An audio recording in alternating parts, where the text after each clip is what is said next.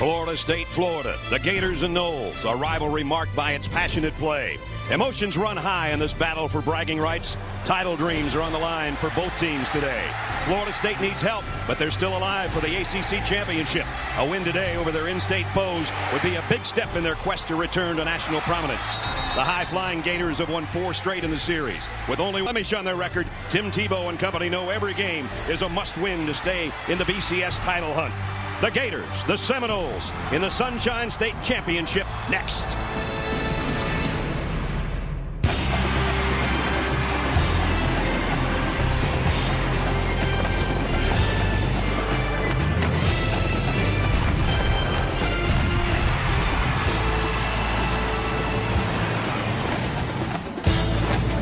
It may be the Sunshine State battle, but we don't have any of that today in Tallahassee. Doak Campbell Stadium, Bobby Biden Field is soaked, folks. It has been raining for hours. ESPN's presentation of college football on ABC is presented by Best Buy. Not the best weather, I'll tell you that much, as we get set for number 20 Florida State against the 4th-ranked Florida Gators from Gainesville. This was the scene about a half an hour ago. Folks, we got a good old-fashioned frog choker in Tallahassee. It was hard to warm up. It was hard to stay dry. We're going to have a lot more rain, and it's definitely going to have an effect on this football game. You take a look through our blurry lens, the ACC championship scenario. Boston College will go as Atlantic Division champions if they beat Maryland tonight. If Maryland wins, Florida State is going to Tampa. Their opponent, whoever it is going to be Virginia Tech. They won the Coastal side today by 3 over Virginia 17-14. Welcome to Tallahassee, everybody. I'm Brad Nessler. If you're an ACC fan, you're wondering who's going to play the Hokies next Saturday at Raymond James Stadium. If you're a Florida fan, you want to win 5 straight over your rivals here in Tallahassee, because that puts you in line for your SEC title game against Alabama. If you win that one, you probably go to the big game and play for all the marbles. Speaking of marbles, I'm going to bring in my marble thrower over here, Bob Greasy, one of my partners. Okay, you're a quarterback that's rained about 2 inches in the last 2 hours. Here you go. Here's the ball. I don't like it. And, this is not a quarterback's game, but the big thing on conditions like this is ball security. And it gets back to the quarterbacks. They handle the ball the most. Now, for Tim Tebow, he's having a good year, but not the monster year he had last year. But he's got his team 2 wins away from going to the national championship game. And Christian Ponder for FSU, he's getting better and better. He's got lots of tools, lots of toys to play with. They can get the job done, but ball security is the key word today. Well, Florida averages the number 1 team in the SEC in scoring. For Florida State, they're the number 1 scoring team in the ACC. There's Chief Osceola. He's aboard Renegade, and I'd be careful if I was that horse. Unless he's a mutter, it could get a little rough taking that spear out to midfield.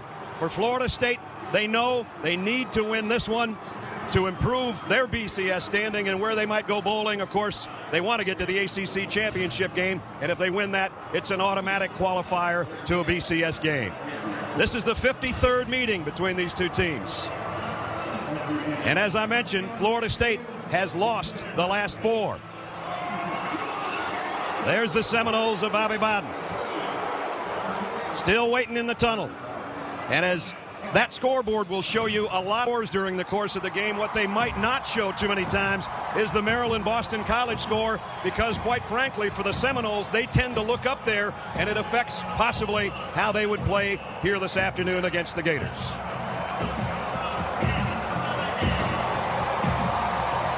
So the pressure building, the crowd, 83,000 soggy and strong. Here comes Chief Osceola aboard Renegade. It's the only game of the year where Chief Osceola gets off Renegade and will plant the spear afoot. He's making his way to midfield. The chop is going. The team is coming.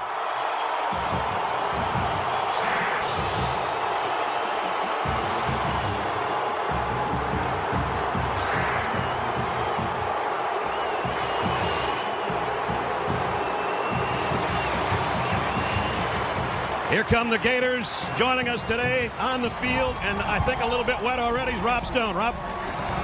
A little bit wet, Brad? Here we go. This is the worst part of the field, the corner of these end zones. How you doing here? We're going to help them bail out of here a little bit, Brad. It's not pretty here. The painted parts of the field, the worst part, because they've had so many home games, the paint has built up, can't properly drain. I spoke with a local meteorologist, said it's going to quiet down about half an hour after kickoff, saying upwards of an inch has come through here. It's starting to taper off a little bit. Again, the worst parts on the field, the painted parts. And I talked with Urban Meyer just a few moments ago, and it was during the nastiest part of this rain. I said, how much does this affect your game plan, your play call? And he said, a lot. Tim Tebow has about 6 or 7 direct snap runs planned. Expect perhaps a few more, guys. It might neutralize Florida's speed a little bit. We'll talk more about that with Paul McGuire when we come back.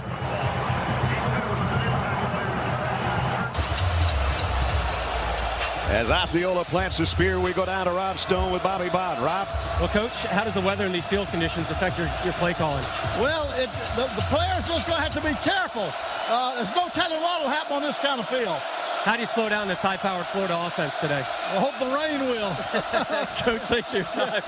That's exactly what we're thinking about. Paul, you and I, we never had any speed, but will it neutralize Florida? I guess that's one of the questions we're going to have answered here today. It's not going to slow down Percy Harvin. Percy Harvin's #1, and he's #1 on this football team. He may be #1 in the nation. Here's a guy that averages 112 yards a game, 11 points a game, and he also has scored a touchdown in 13 straight games. Florida State won the toss and deferred, so here's the kickoff. It'll go to Florida down to the 8-yard line. Brandon James. And he's got a crease immediately and out to about the 35-yard line.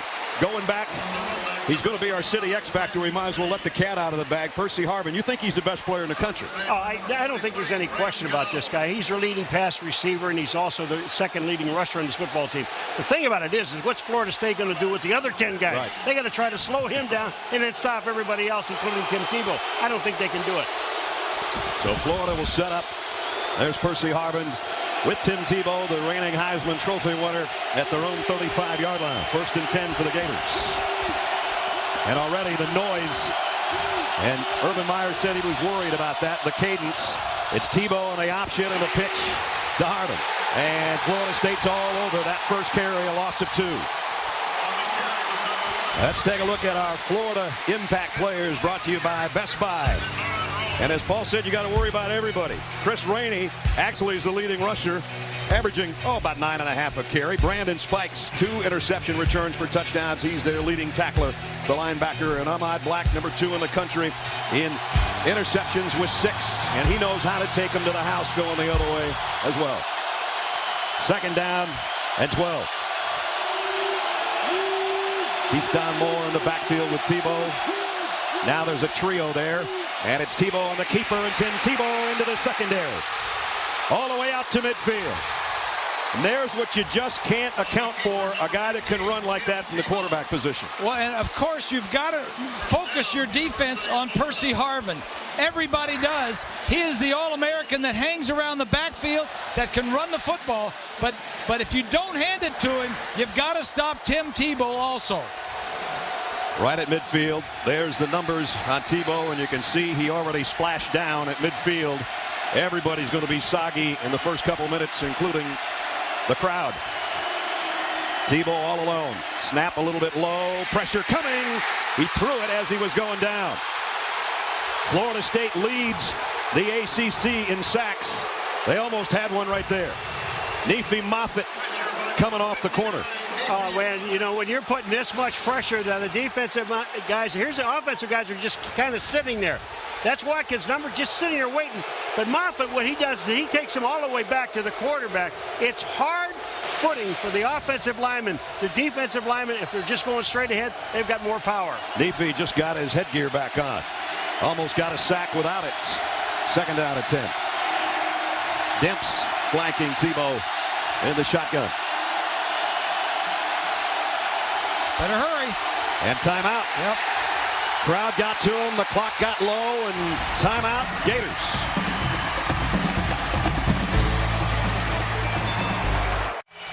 ESPN's presentation of college football on ABC, available in high definition.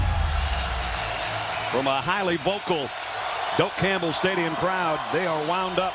Doesn't matter that they're wet. 2nd down and 10 as they forced a Florida timeout moments ago. And now Tim Tebow still trying to communicate with his offensive line. 2nd down and 10. On the option, Harvin on the pitch. They got him down at the 45-yard line. Excuse me, it was Demps. Demps number 2 on the carry. Jeff Demps has 5 touchdowns rushing this year. His average touchdown run, folks, is 45 yards. I mean, come on. What's the shortest? What, 35 yards? Something like that, yeah. He's got to get some of Bobby Bowden's field out of his cage. It's 3rd and a long 5.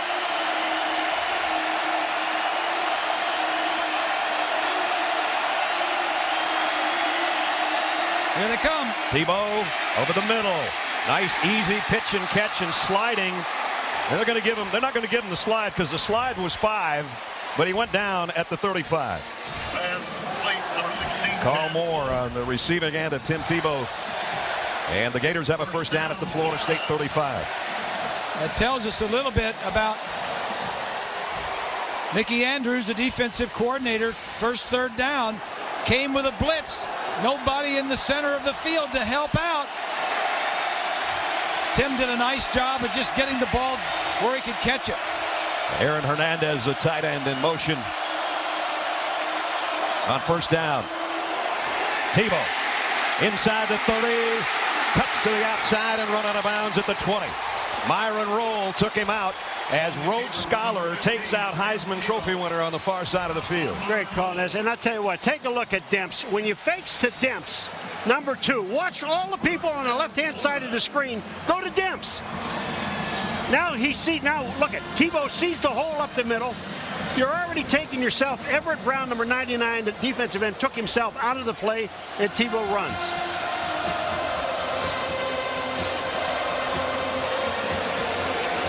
First down at the 20. And it's Harvin. A direct snap. They're going to bottle him up, and down he goes. Dakota Watson, first guy there. Myron Rolle helped him. Our city X Factor, we mentioned, we kind of had to cheat and blurt it out to you at the beginning of the ball game. This guy right here. Pretty good numbers, huh? I'd say.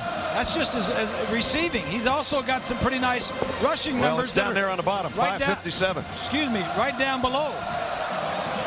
Didn't get anything on that one. 8th play of the Gator drive. Harvin will get a breather. Demps comes back in. 2nd down and 10. Tebow again moves his tight end. Throws it out in the flat to Demps on the run. Demps, Myron Rolle's got him, but he's got it 1st and goal at the 9-yard line. Well, down in the red zone already, where Florida is one of the best in the country. They're 47 out of 51 in the red zone. But the red zone defense of Mickey Andrews is pretty good. That's our key matchup, and it's coming to fruition right here early. At the 9-yard line. 1st and goal. And the one thing that the Florida State people told us, they just do not want Florida to jump on top of us right away in the beginning of the game. Percy Harvin will take a direct snap. And go off right guard. Harvin getting to the corner. He's gone.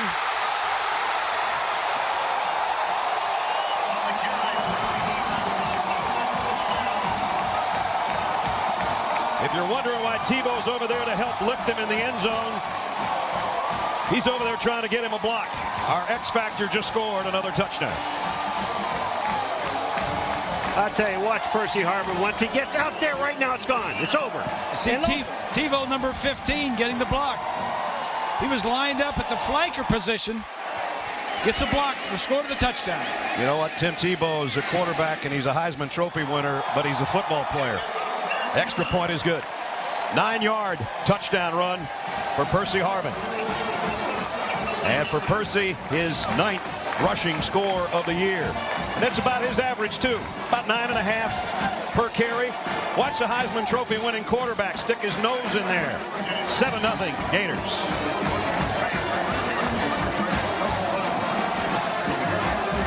This presentation of college football brought to you by Best Buy. You happier. Chevy, an American Revolution. Taco Bell. Think outside the bun. And Citibank. Whatever your story is, your Citi card can help you write it because Citi never sleeps. Chief Osceola, the mascot at Florida State since '78. That's Chris Gannon, who takes about 40 minutes of face paint to get ready. The Seminole Tribe has designed his wardrobe. And then he jumps on Renegade and goes out to midfield. If you're wondering why he's such a good rider, Chris is a World Cup polo player on top of being the FSU mascot this year. There you go. There you go. We're going to have some chuckers out here pretty soon, too, if you know anything about polo. I don't. 14-yard line. Michael Garvin. Michael Garvin down the sideline. Bumped out of bounds at the 23.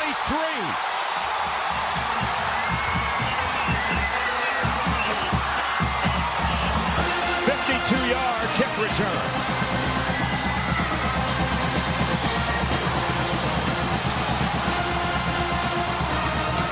Well, take this, Florida. You think you got good special teams? Michael Garvin, the #1 kickoff guy in the country, just can't get past the kicker. Average 32 a return. He has a touchdown of 94 this year. He just upped his average with that one. First down at the 24-yard line for Christian Ponder in Florida State. Anton Smith puts both hands around that football. Got a yard, and that's about it. And what's Christian Ponder want to accomplish on the first series? Here's his answer. That first series, I just want to, get used to the speed of the game and get settled down. I'm sure I'll be a little nervous and excited for this. And, once I get my feet wet, I'll be able to settle down. And our whole goal is, like you said, to score the very first possession. Christian, I'll tell you something. Your feet are wet, son, already. There's about an inch of rain out there on a 2nd down and 9. Preston Parker, the motion man.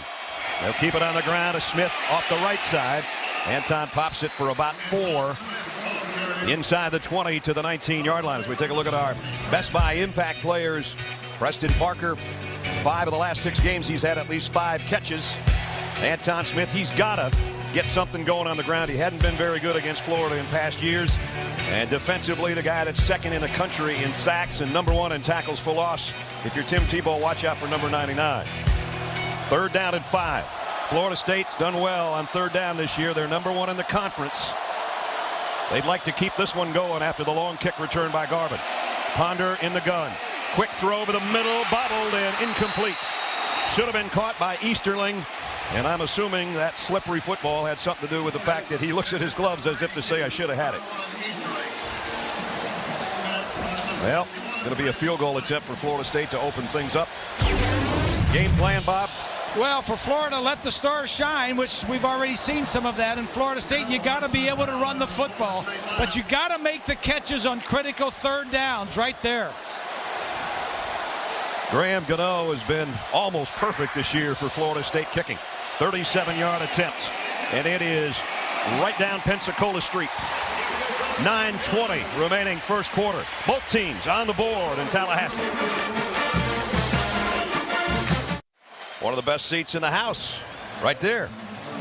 7-3. We got a pretty good one, too, especially with the rain. Rob, not so lucky. 9:20 remaining. That was just a 5-yard drive and 4 plays before the field goal. Obviously, the kick return was the majority of the field that was covered by Florida State to get the field goal. 7-3 Gators. Gano to kick. Brandon James and Keyston Moore back deep. James, the most dangerous, or one of the most dangerous kick returners in the country. And he popped out at the 30. Oh, and luckily somebody got a hold of him, or he might have cut it back against the grain. 22-yard return with a flag down. Holding against Florida. Ron Cherry, our referee, gives us the signal. Coming up tonight on ABC, it'll be a big one. Oklahoma and Oklahoma State. It's Bedlam on ABC tonight, presented by Southwest Airlines, part of Rivalry Week, presented by Samsung Mobile. Tonight at 8 o'clock, Bob Stoops, his troops coming off a huge win But sometimes it can get sticky in Stillwater. It'll be a good game tonight. And that could also determine, with those two quarterbacks and those tremendous numbers this year, if Oklahoma is able to be impressive again with they hurdle Texas, who won on Thanksgiving Day over A&M, and the BCS and all of that comes into play. We'll talk about it as we go. Florida starts from its own 15-yard line. Chris Rainey, on a rainy day, you pick up about a yard. Perfect name for a guy in this weather. Rainey, another one of those fast running backs. He averages 7.5 yards a carry. Jeff Demps, who's played already, is a 10.01 100-meter man, and Rainey beat him in a race outside the dorms earlier this year. Yeah, back to the dorms. They said, let's go out Let's go out and see who can run. Yeah. That's how fast they are. Well, Percy Harvin beat them all running backwards. Second down and 9, and Percy will flush over to the slot on the left side for Tim Tebow. Look out. And look out. Kevin McNeil with a sack, the 36th of the year for Florida State.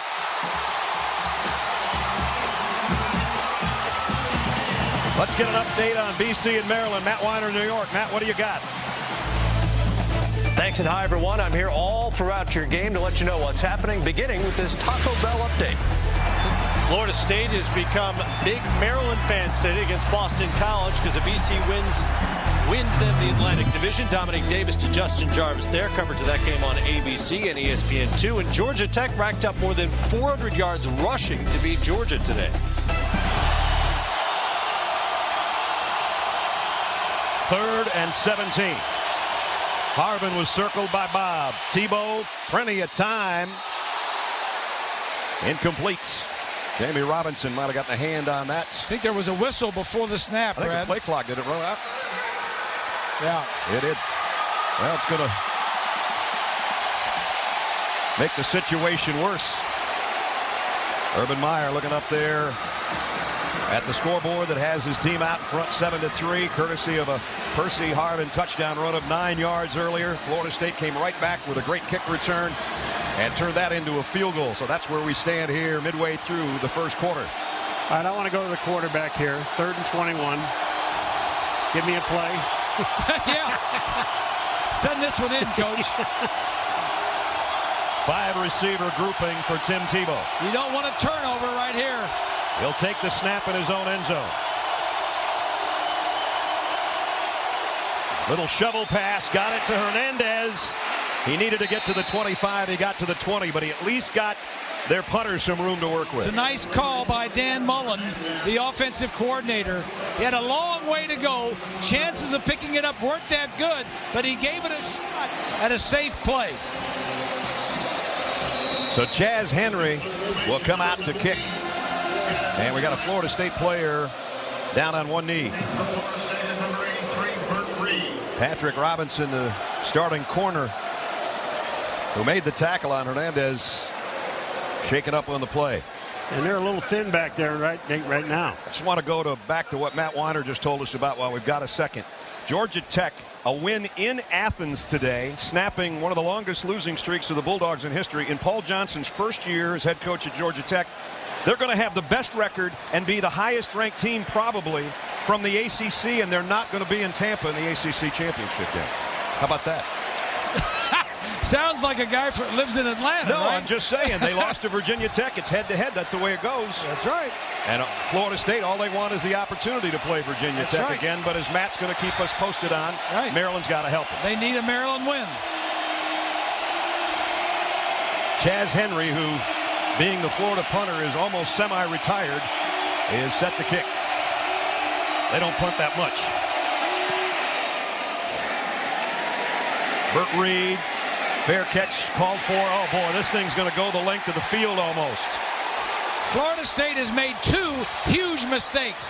Not catching the punt and then dropping the 3rd down pass on their first offensive possession. You're not going to beat Florida by doing dumb things like that. A 67-yard punt, and Preston Parker is saying, what are you thinking about?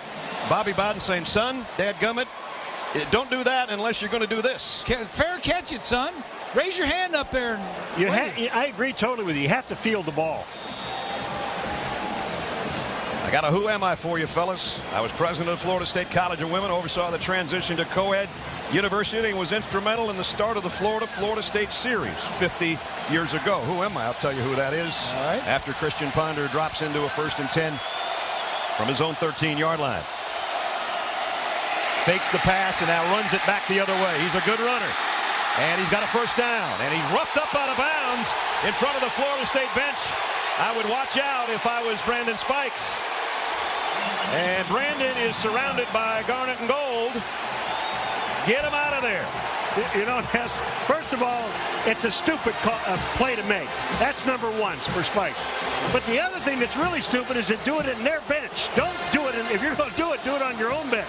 But this is really dumb. We know how heated this ball game is, and they all have to calm down just a little bit and just watch what Spike says. It's crazy. Ponder's out. Now, not only does he push him, but he falls on top of him. Personal foul, Florida. Well, if it wasn't warm enough earlier, it is now. Before the game, with all the rain that we had, everybody was pretty cool and calm. Nobody got near each other, the two teams, because this one is a fierce rivalry. It's not like Miami and Florida State or Miami and Florida. It's Florida and Florida State. And that's what Bobby Bowden told us last time we talked to him before this game. He said, Miami, that series, we're kind of respectful. Florida, they think we're the stepchildren from out west. It's a little bit chippier. At the 41-yard line, straight ahead, pick up a 2 by Jermaine Thomas. Well, we talked about what Bobby Bowden thinks of the rivalry. What does Urban Meyer think of the rivalry? Probably the thing that makes it, everybody knows each other. We recruited every player on their team, and they recruit every player on our team. And it's a very heated rivalry. And, of course, he has never lost to Bobby Bowden. 3-0. 2nd down and 9. Thomas stays in there flanking Christian Ponder, and they've got movement on the left side for Florida State. It's going to be 2nd down and 14. False start, 67, offense. That's the 5-yard penalty. True freshman Andrew Datko over there at left tackle jumped. We asked you the who am I earlier, and I'll tell you who I am. The answer to the question, Doak Campbell. Grease, you want to circle him over there? Yeah. Mr. Campbell. There he is on the right side, after which the stadium is named, along with Bobby Bowden Field. And Doak Campbell started this Florida State series 50 years ago. And I heard Lee Corso say that he was on the coaching staff in that first one. So you can do the math on how old Lee is then. He was a 23-year-old assistant defensive back coach. If you want to do the math, Lee, if you're watching, and you probably are. The backup quarterback, Devontre Richardson, was in there, ran a little option play. He's got a set of plays, maybe 6, 7, 8, 10 plays he can run, and when they'll just salt and pepper him in the ball game every now and then. Yeah, they put Ponder back in there for the 3rd down and 12. Let's see if he can find Preston Parker, Greg Carr, or somebody. Remember, he had a pass dropped on him on the last series by Easterling that could have kept the drive alive before the field goal attempts. Ponder with time, going deep, and tipped and intercepted by Major Wright.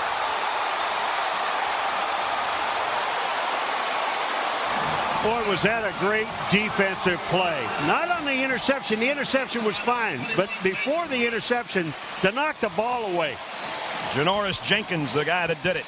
Oh, he just times the ball absolutely perfectly, and not only, but he keeps it alive. Just watch what he does by hitting the ball. Here goes Jenkins. Now watch this. He sees the ball. He's got it. He hits it up in the air off his shoulder. Okay, bottom line is, don't get upset, Christian Ponder. It was 3rd and 12. It's as good as a punt. You've got them backed up inside their 15-yard line. That's the 21st interception by Florida this year, and the 3rd by Major Wright. Now Tebow gives off to Harvin, who cuts back against the grain. And a nice open field tackle by Jamie Robinson. Pickup of just 2. 4:10 remaining in the quarter. That's the one thing, Brad, that this defensive FSU needs to do is tackle one-on-one in space with some of these guys that are pretty quick, like Demps and Harvin. 2nd down and 8. Now it's Tebow in an empty backfield. Joined and slipped. Whoa. That's how that might be a penalty. I guess he wasn't moving. Tebow's just got to eat it, keep it. He might have wanted to give it off to Moore. I'm not sure. But you saw Moore come back, try to set up, slipped right down on his rear. Let's go to Matt Weiner, New York. Matt. All right, Brad, Sports Center right now, powered by Vizio, and Maryland has tied things up at Boston College. Chris Turner to Torrey Smith on the deep ball, 43 yards, takes him all the way down to the one where Turner takes care of the touchdown himself. Now 7-all. Again, Boston College wins the division with a win over the Terps. And if the Terps win, they've got a lot of fans here in Tallahassee because Florida State would go. When you see that circle, that's where Percy Harvin is. Tebow flushed again. He'll keep it. Tim on the run. Whoa! Head-on collision out to the 40-yard line with Jamie Robinson. Did I say earlier that Tim Tebow is a football player? Well, he's 6'3" and he weighs 240 pounds, and he's going full speed. And Jamie Robinson, don't try to catch this guy. Look at Tebow now. Watch him. When he sees the opening, he's gone. Now he's moving. There's no movement except bam, right there. That movement knocked him down. That's the extra dimension that Tim Tebow gives this Florida offense. They've got all these skill guys running downfield. If nobody's open, he can pack it and go. Tim's still trying to adjust his headgear after that collision. He collides again. The rain intensifies. He got about 2. You can probably see it starting to come down again pretty strong, folks.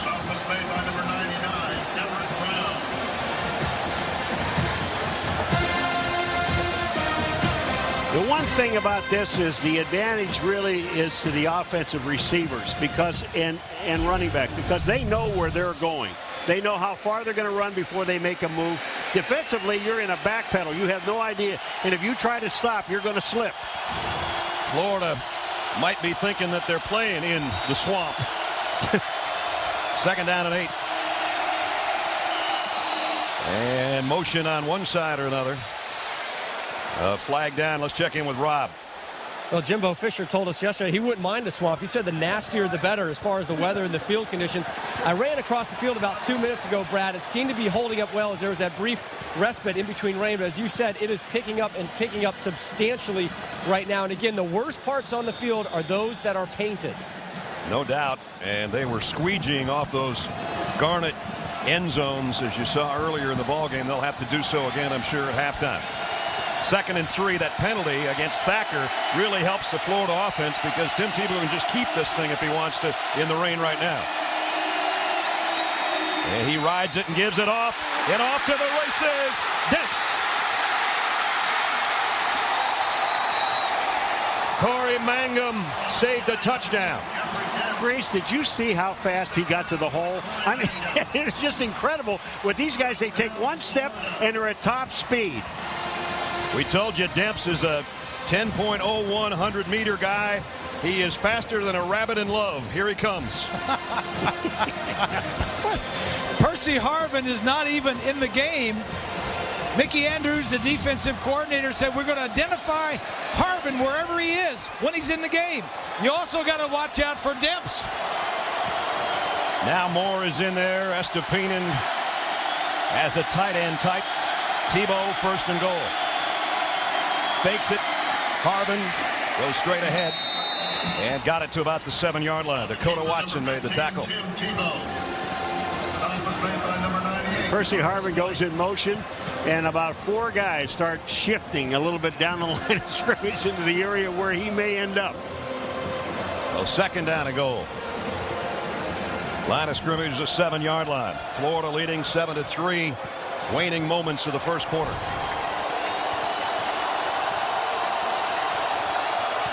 Tebow aligns his troops. Hernandez, his tight end, will go in motion on 2nd and goal. Tebow rolls to throw, wants to come back this way, and he's got a man wide open. Hernandez walks in, touchdown, Florida.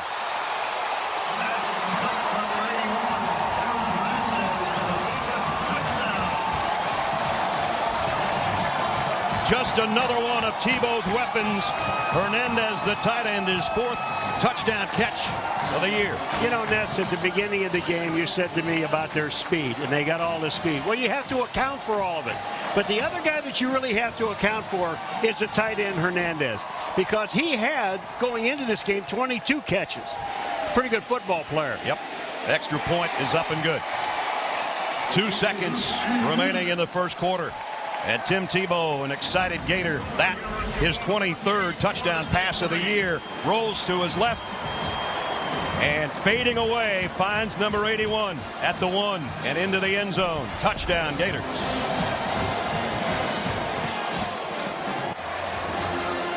It just got a little wetter to chop, a little colder to chop because the Gators have extended the lead. An 84-yard drive, fellas, in 7 plays. A lot of Tim Tebow, a lot of Percy Harvin, and then Hernandez, the capper. And that's Tim's 26th touchdown that he's accounted for in the last 8 games. That ain't bad. Sturgis will kick. Michael Garvin and Taiwan Easterling wait on the other end. Garvin had a great kick return on the first one. They're going to have to come up in a hurry on this one on the fly at the 23. Easterling down the sideline and bumped out of bounds at about the 44-yard line to end the first quarter. A good quarter for the Gators, 14-3.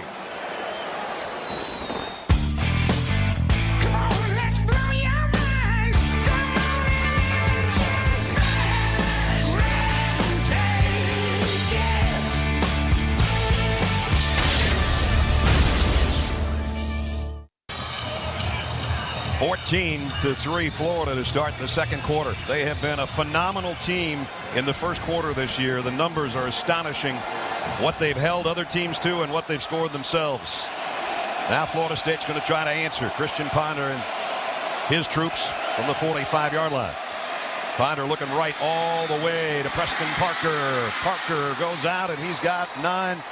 Almost 10. Let's take you back to the touchdown to Hernandez, the tight end.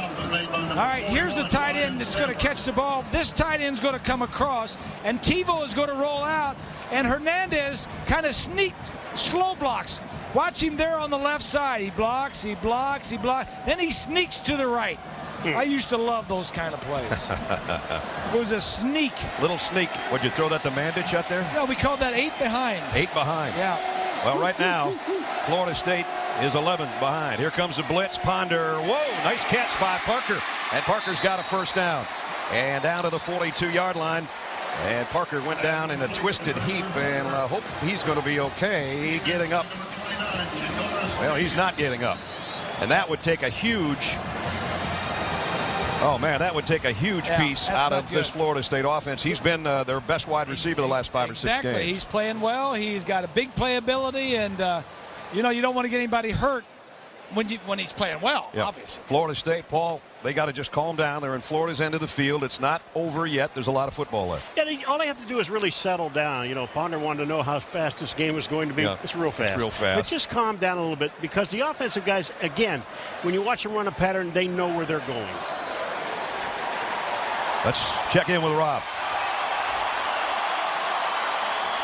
Guys, I was able to talk to Jimbo Fisher before kickoff and asked him about Christian Ponder, how he handles the weather. And Bob, I know there's some quarterback secrets to dealing with the wet weather. He said he's got long fingers and is able to really kind of wrap his hand around the ball, so it's not that big of a difficulty for him to throw in these conditions. 4 wide receivers for Christian.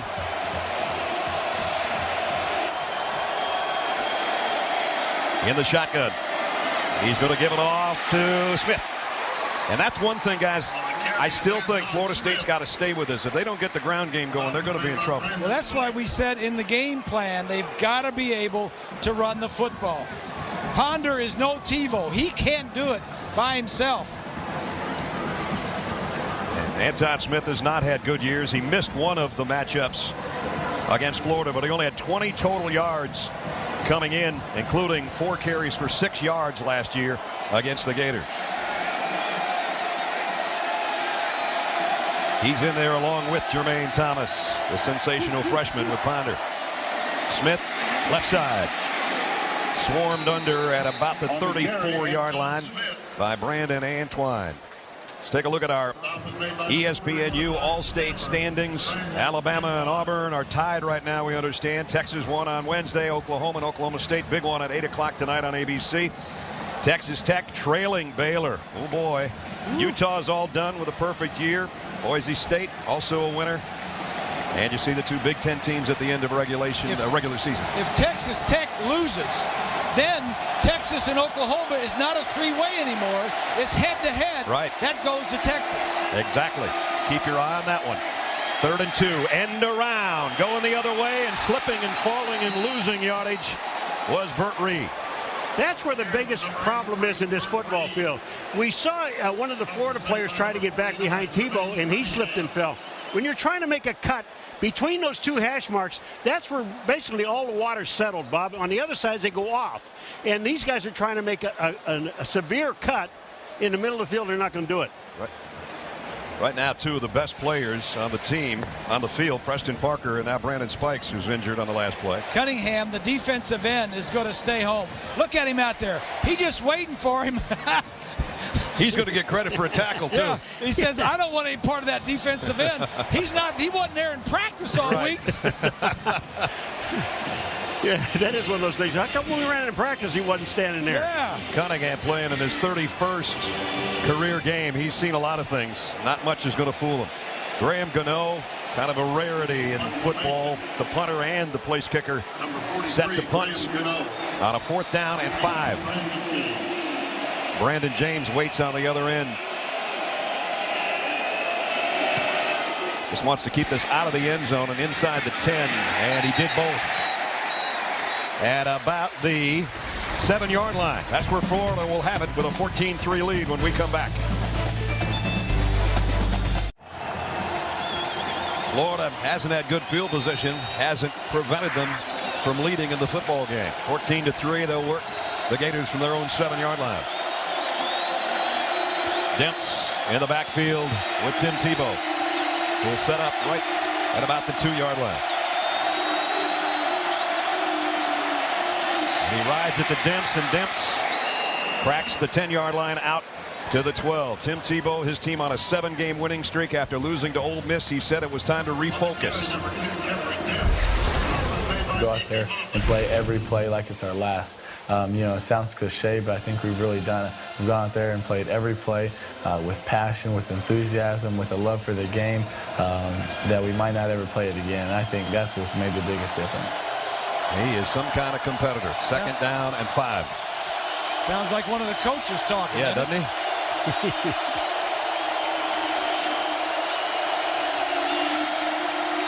He's going to roll the throw. He might keep it now. Flags are down. Might have a holding call as Tebow takes it out near the line of scrimmage. After that 1-point loss to Ole Miss, Tim Tebow got up in the press conference afterwards and he said, I'm taking this on my shoulders. I apologize to my coaches, my teammates, and the Gator Nation. It's all on me. From that point on, coming into this game in that 7-game winning streak, they had outscored the opposition 369-82. Yeah. Not bad, huh? And I think one of the reasons he did that, and of course, Urban said the other day, he says, well, Tim takes everything on his shoulders. He takes blame for everything. I think one of the reasons he did because he was trying to change the way he played. He was trying to stay in the pocket and be a pocket passer. Urban Meyer said if the weather's bad, Tim takes credit for that. Well, it's bad. Oh! Florida State's got it. Nefi Moffitt. The huge break the Seminoles were looking for.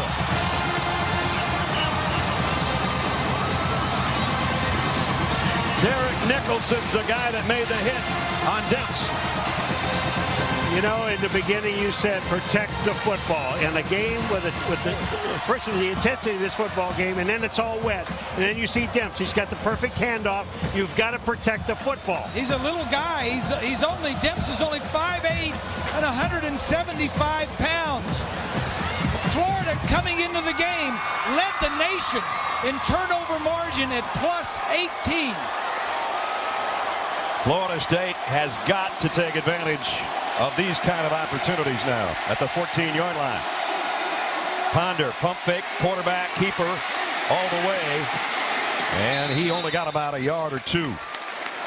Joe Hayden ran him out of bounds. Let's check in with Rob Stone. Rob? Well, Preston Parker back out on the field. It was his right ankle. They retaped it on the sideline. Brad, he kind of popped off the bench, tried to test it. Didn't look all that good, but obviously he's back out there. It's good enough to go. But here's the bad news. Starting corner Patrick Robinson, his right knee ice. He is done for at least this first half. Oh, boy. And that's Preston Parker just limped off the field again. So he's not back. He played that one play, and he's back here.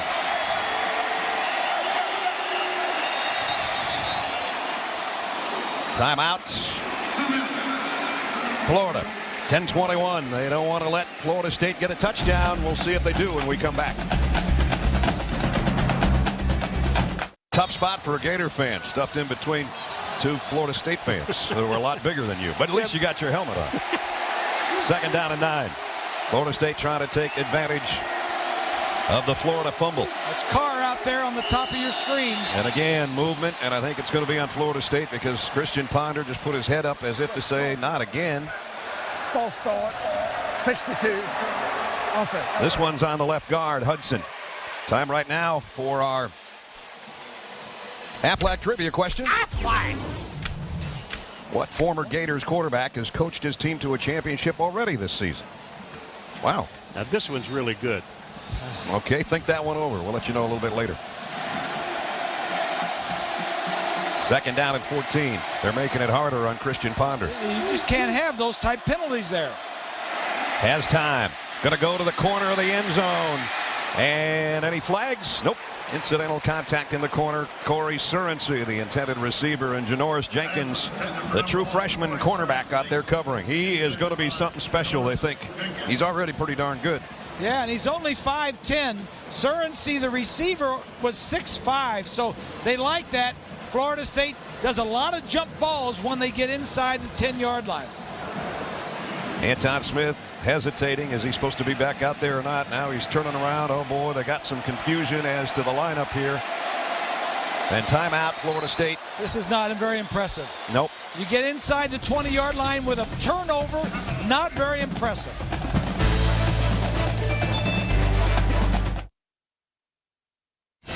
You're watching ESPN College Football on ABC, presented by Best Buy.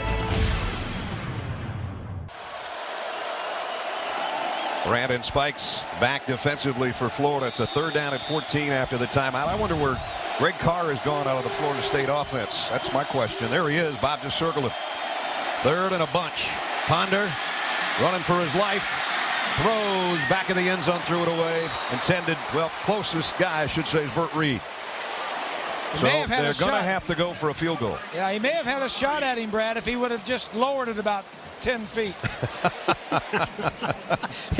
if Wilt Chamberlain would have been in the back of the end zone, we had a play on it. But you know, the ball is wet and it's heavy. It's a little slippery. You throw it on the run, but you got to make those plays. Florida State, they've gotten good field position on a couple of drives, and this defense for the Gators has just shut them down. Gano is hit from 37. He'll try here from 36 to try to take advantage of the fumble recovery and at least get something out of it. Gano, kick on the way, and he's got it. Yeah. With 10 minutes remaining in the half. Field goals aren't going to get it. Nope, not going to get it done. Not in this game. Yep, 14-6. Earlier we asked you the trivia question. What former Gator quarterback has coached his team to a championship already this season? I had no idea. Kerwin Bell, Jacksonville. There you go. Yeah. There's Kerwin. He was a good one. Now head coach in Jacksonville. Congratulations to them. So we've got 14-6 with exactly 10 minutes remaining in the second quarter. Tim Tebow pacing that sideline, getting ready to put the helmet back on and head back out there. Well, that drive, if you want to call it a drive, guys, after the fumble recovery, 3 plays, -4 yards. Yeah. Florida State's gotten the ball twice. Well, here it is right here. This is just what I was going to say. On Florida's into the field, and they come away with field goals. Florida State was hoping that they could maybe put up their point average per game, which is tops in the ACC at 34 plus. The only problem is the Gators score almost 47 a game. But right now it's just an 8-point ball game. So a lot of football left. Gano to kick. Brandon James takes off from about the 8-yard line. James flags down. Still on his feet out to the 43, but I think it's all coming back. We've already had one of those penalties today. And it is the same. So they'll back it up. Would have had great field position.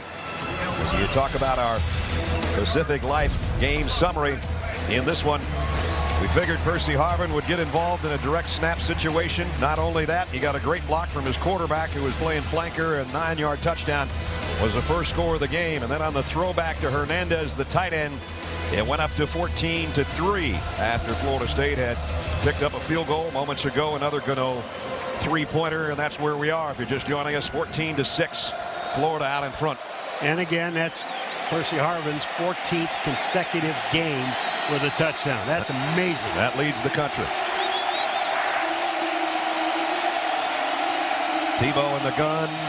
The handoff to Harvin. No place to hide, and a flag flies into the fray as well. Might be a holding call on top of it. If so, it's going to have the Gators backed up inside their own 10. Well, these are two of the most penalized teams around. You're right. You're right. And that, you know, you look at the Gators. They're good on offense. They are good on defense. They are good on special teams. But about the only thing that gets them, they are the 11th most penalized team in the conference. Only one other team penalized more in the SEC. That's Georgia. Yeah. Don't know how many the Dogs had today. So it is a decline penalty to make it 2nd down and 11. Crowd trying to get into it for their defense again. Harvin joins Moore in the backfield. They fake it to him. Tebow keeps it all the way. Tim Tebow, they're trying to rip the ball out, but he got out to a 1st down at the 25. The reason that Tim Tebow is consistent in the middle of the field, because you remember now, he's just running straight ahead. He fakes the handoff, and he's in a forward motion. Watch, he doesn't have to make any cuts or anything. Take a look at Tim Tebow right here. He hands it. Now he goes straight up the middle. So he's running straight ahead. If you're going to attack Florida State, get outside of those boundaries, outside of those hash marks. He got the 1st down at the 25. Keeps it again. Diving out to about the 29-yard line.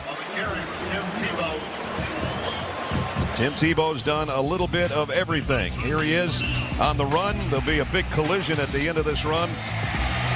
Here he is as a blocker. That got Percy Harvin the corner for the touchdown. And oh yeah, I can throw it. Mr. Everything. Says it all, doesn't it? They say Superman wears Tim Tebow pajamas. Emmanuel Moody into the ball game for the first time today. Tebow wanting to come back to his secondary receiver. Now throws on the run, sliding but incomplete. Lewis Murphy. Murphy lost his footing, or he probably would have had it. Well, coming up tomorrow at 8/7 Central, he spent his life caring for the sick but couldn't save his own. We celebrate a hero's life by giving his family the new start to a dream life. It's Extreme Makeover Home Edition, all new tomorrow at 8/7 Central on ABC. Brad Nessler, Bob Greasy, Paul McGuire, Rob Stone. Doak Campbell Stadium in Tallahassee, Florida, on a rainy day in the capital of the Sunshine State. 14-6, Florida leads. They've got 3rd down and 5 from their own 30.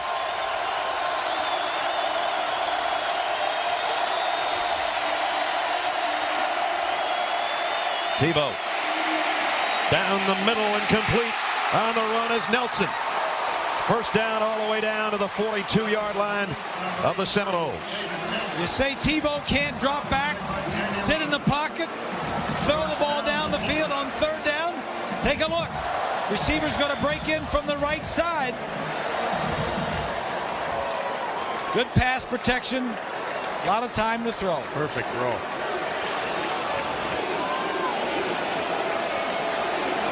Look at the time of possession, twice as long for Florida, and a whole bunch of yards already. They average 445 yards of total offense.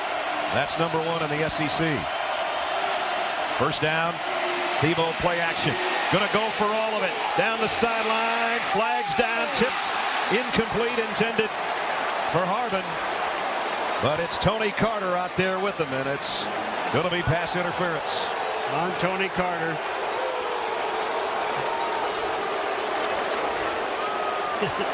I'll tell you what, you got to get a lump in your throat when you see old Percy Harvin come running right down alongside you, and you know they're going to throw the ball to you. There goes Harvin down the sideline. I mean, if he didn't have to wait on the ball. He's got Carter beat. Right there, he's got him beat. But then you should see Carter's left arm just holding on to him. He's got him wrapped up. I would. Well, that's the pass interference right there, holding his arm. Yeah, it was Tony Carter was there with him speed-wise, but you can't grab the guy. So they'll walk off to the 27-yard line, where it's 1st and 10. Tebow again, play fake. Wants it to the end zone again. And we might have another flag. Nope, they just got their feet tangled up. It was Lewis Murphy they were trying to go for, and it was Michael Garvin covering.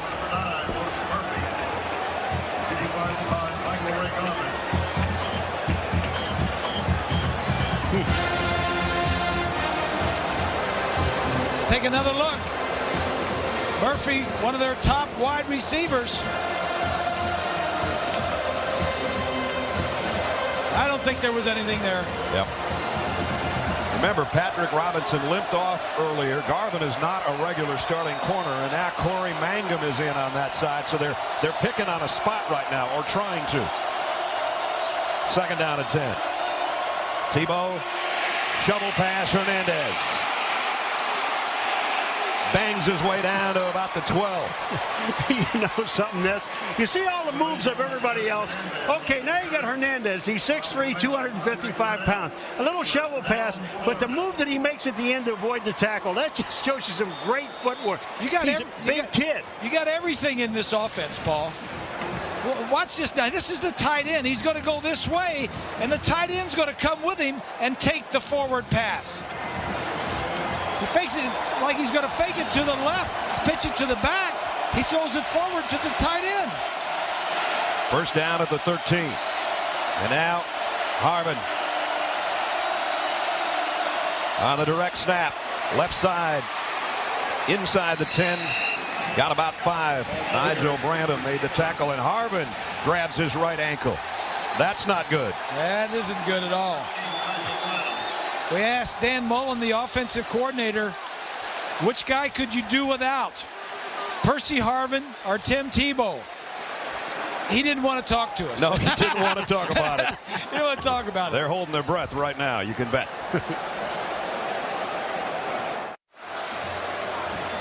Not a sight you want to see if you're a Gator fan or your offensive coordinator Dan Mullen to the right of your screen. Percy Harvin, it has taken all that time just to walk him off to the far side. Here's another look at the run. That's a linebacker coming from the left. Now his right foot.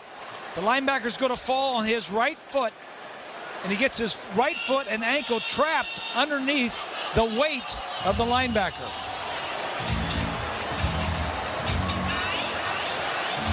There you see the hit. Yeah. By Brandon.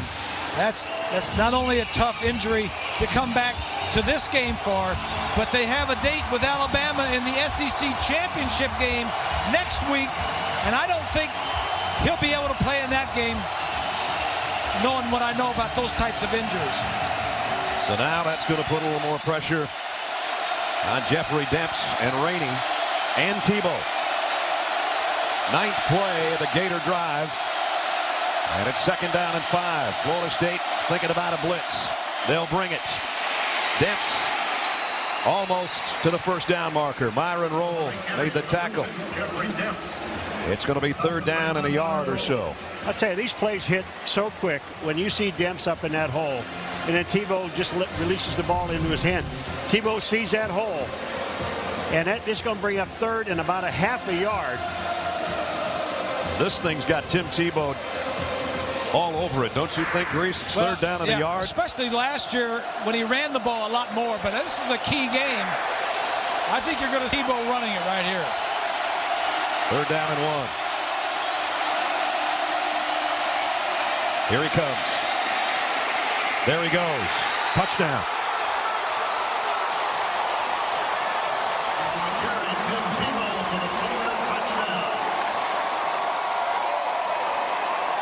For Tim Tebow, his 12th rushing touchdown of the year. Did that look a little too easy for you, Grease?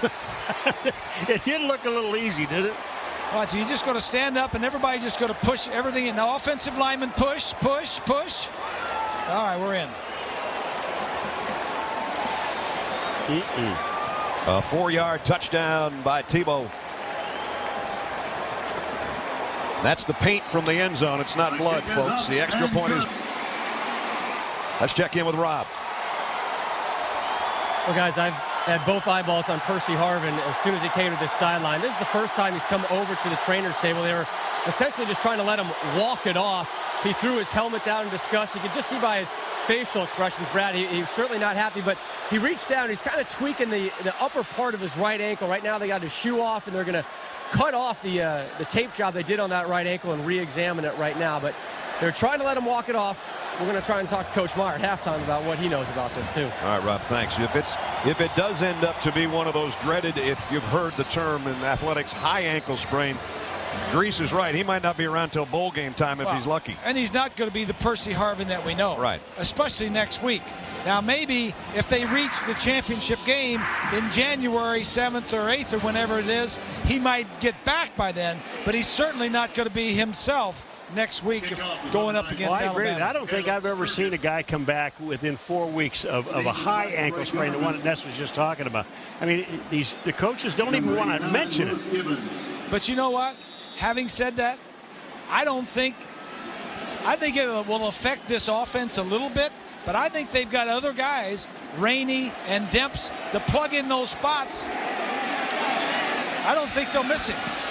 Kick goes out of bounds, I think, at about the 1-foot line, and that's a penalty.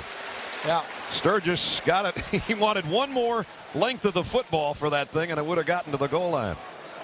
Let's check in with Matt Weiner in New York with an update. Matt. All right, Brad, our nominee for the AT&T ESPN All-America Player of the Week is actually two players. The Georgia Tech running back tandem of Jonathan Dwyer and Ronnie Jones, who racked up 358 yards on the ground and 4 touchdowns as the Ramblin' Wreck ran all over Georgia. To cast your vote, text the word vote to 51234 on your AT&T wireless phone. Oh, number 20, number 21 were big. Yeah. Did very good. First down at the 40. The penalty on the kick. Still trying to get the running game going. It goes pretty well that time. 6 or 7 for Anton Smith tonight. ESPN brings you the 80th meeting between Notre Dame and USC. Pete Carroll's got his team in that number 5 spot in the BCS. College football primetime presented by Hampton Hotels, part of Rivalry Week presented by Samsung Mobile on ESPN at 8 o'clock tonight. Jimmy Clausen has trouble on the road, especially throwing it to the wrong team. Sanchez's numbers 26 and 7. Couple of California kids battling out west. On second down, Smith again, big hole. Anton Smith, nice blocking that time by Florida State's young offensive line, and he got down to the 41-yard line, a pickup of 13, and he is limping off. Gee whiz, it's like a mash unit out here today. Well, the problem is that you really can't plant your foot. Your foot's slipping all the time, and once you get your foot moving, and then one of these guys, big guys, hits you. And he landed awkwardly. I can see why he limped off. First down, though. Jermaine Thomas, the freshman, takes his spot with Christian Ponder in the backfield. And he'll give it off to him. Thomas got great speed. Thomas cut back. Whoops. Yeah, see, you can't do what you normally want to do. And we've seen this kid play before, this Thomas kid. Yeah. On a dry field, he may have taken that one to the house. Penalty marker on the play on the far side. They were offside defense. So they'll take the run. But Ron Cherry will tell us about it. Or show us about it.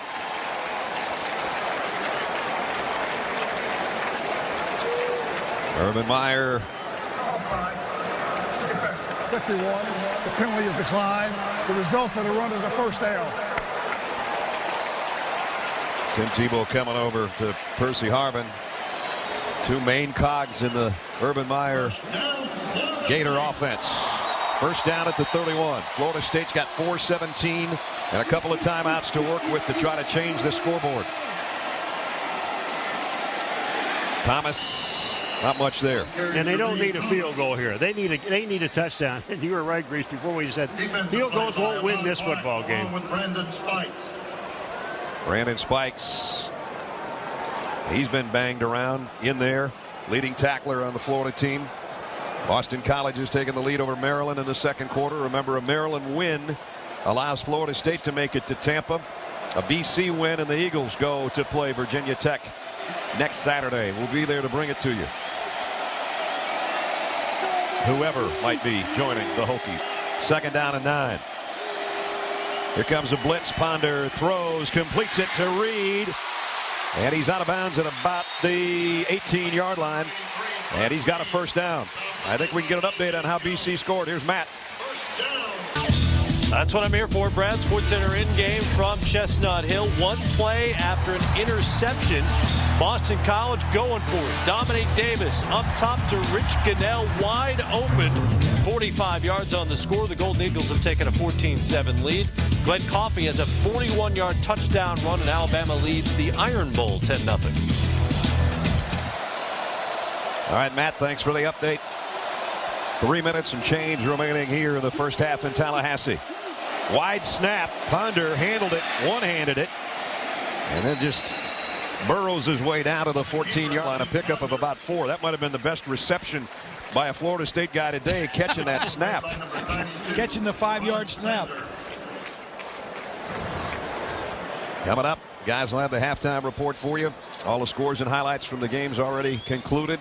Few surprises, a lot of points put up around the country, and then a look ahead to tonight. Florida State, their red zone offense has been exceptional this year as well.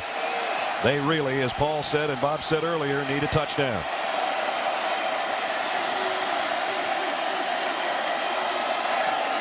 Ponder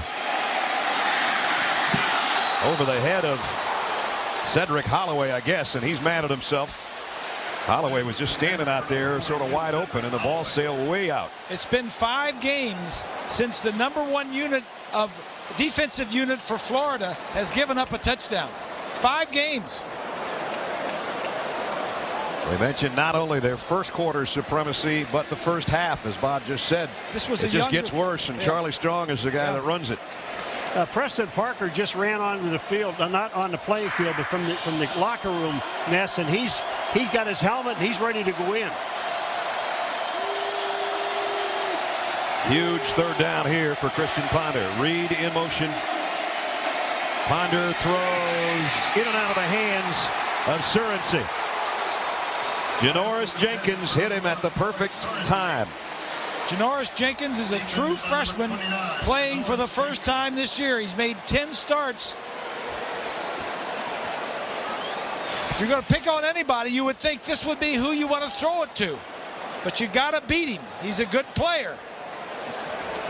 Guy that showed up in January and was a starter in the first game of the season as a true freshman in the Florida Gator backfield. That's impressive. They've got some talent back there. Gano was hit from 37 and 36. He'll try from 32. This is what they didn't need, but they'll take it anyway, and he got it anyway. Another field goal.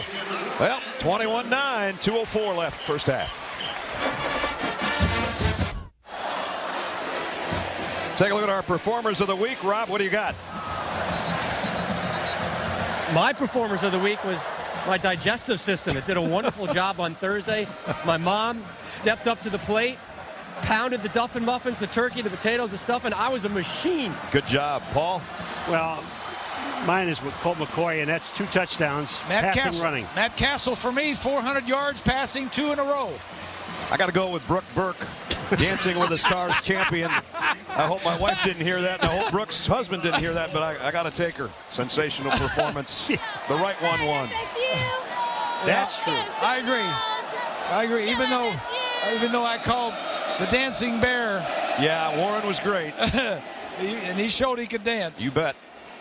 Tell you what he did better than anybody else. Sweat. Yeah, he could sweat now. Now that I think about it, probably should have taken Brooke Burke's husband. Anybody that would put up with somebody grabbing my wife for 12 weeks in a row on national television, he might have been the guy, huh? Hugging on her and kissing on her. Yeah.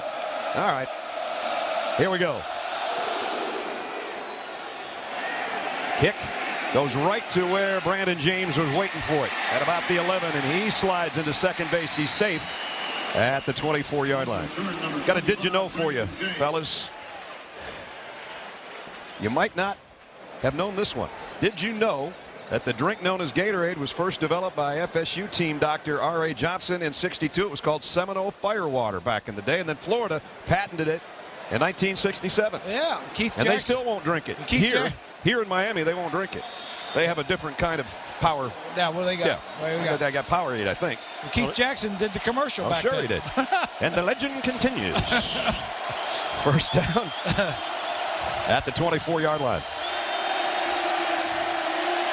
Tebow, whoa, dangerous pass, but caught. And it's Brandon James.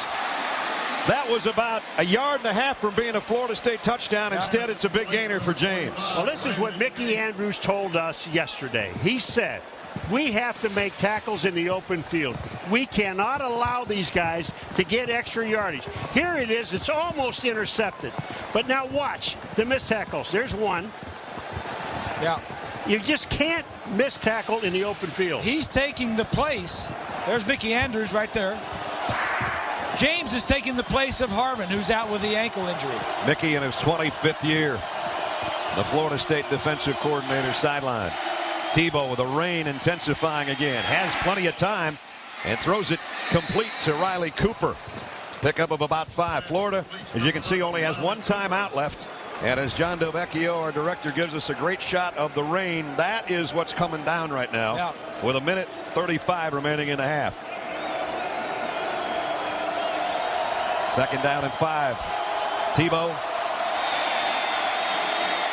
waiting, floating it out, completes it to Nelson, who tiptoes out of bounds at midfield. They got plenty of time left here. And another score by Florida, even if it's a field goal, would be a little bit demoralizing for Florida State going to the locker room, I think. Unless you look at what here's Nelson now. He's the third guy listed on the wide receiver on that side. He catches the ball and smart enough, get out of bounds, get what you can, get out, stop the clock, save the timeouts. I mean, this whole team thinks. Florida huddles right there about 2 yards from the line of scrimmage. Team leading at the half pretty often is the one that goes home happy. Most of the time. Tebow, empty backfield again. He might run this thing. Nope, he's going to load and fire. And he's got his man, and it's Lewis Murphy. And Murphy slides down on another big first down. What rain? We're having fun out here. Yeah, Gators love weather like this. Yeah, let's throw this ball around. When you look at Tebow, you don't see the guy drop back like the normal. He just catches the ball and stands there. Because he knows he's got blocking in front of him. He catches, stands there, and finds an open guy. Boom.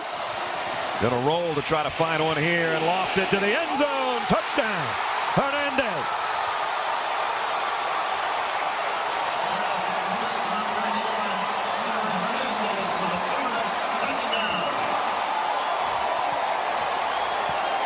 Second time they've hooked up today, and even with a weapon missing, the weapons continue on the field. Hernandez, a 24-yard touchdown catch. When we asked Dan Mullen, the offensive coordinator, who would you give up, Percy Harvin or Tebow? I think I would have picked Tebow. I mean, I would have taken Tebow because we got other people that can take the place of Harvin. Phillips' extra point is good. Tebow is he's outstanding. He is the heart and the soul of this offensive team, maybe the whole team. Here's another look. I just like the way he just stands and he looks around. Look at he's waiting, he's patient, he knows he's got blocking. And look at Hernandez, wide open in the end zone. Yep. Man, oh man, oh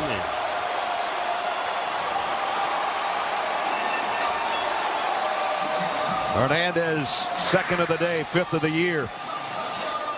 A happy bunch of Gators And Gator fans, 57 seconds. Did I say they had plenty of time and they had a timeout there? They didn't need it. They didn't need it. No, they didn't need it. Yeah. And there's Tebow doing one of those jump bumps with one of his big offensive linemen, one of the Pouncey brothers. That was Mike Pouncey, the right guard. Marquise, number 56, is the center. They play side by side to protect number 15. Wow.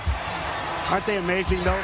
They're both of these, they're identical twins. They're 6'5" each. They both weigh 310 pounds.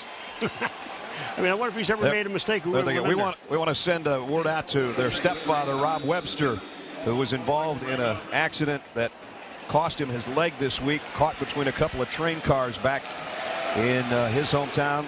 Their mom, Lisa, is here at the game to support her two big twin boys. Here's Michael Garvin on the kick return out to the 46. So Florida State's got some time to work with. There's the Pouncey boys. One's got a little bit of a scar on his cheek. That's the only way Urban Meyer can tell one from the other when they don't have their uniform number on. Right. There are some good ones, too. So now Christian Ponder has got 2 timeouts, 50 seconds.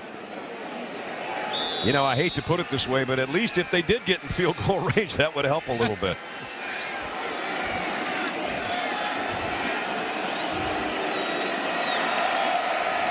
Ponder in the shotgun, Florida State from the 46-yard line. Look out, Christian, you got rid of it, and it's complete. And it's Carr finally catching one at the 40-yard line. Pickup of 16. Trying to hurry things up here. They're going to stop the clock to move the chains. Chains got a little tangled up with some of the Florida coaches over there on the far sideline, so they don't have them set yet. 2 timeouts for Florida State. Preston Parker's checked back in, guys, limp and all. Ponder. Now he's in trouble and the ball is out. Picked up by one of his linemen, though. Andrew Datko, the left tackle, saved. A big problem there for the Seminoles. And Florida State takes a timeout. Jimbo Fisher, the head coach in waiting, an offensive coordinator out there to talk to his quarterback. That could have been a disaster.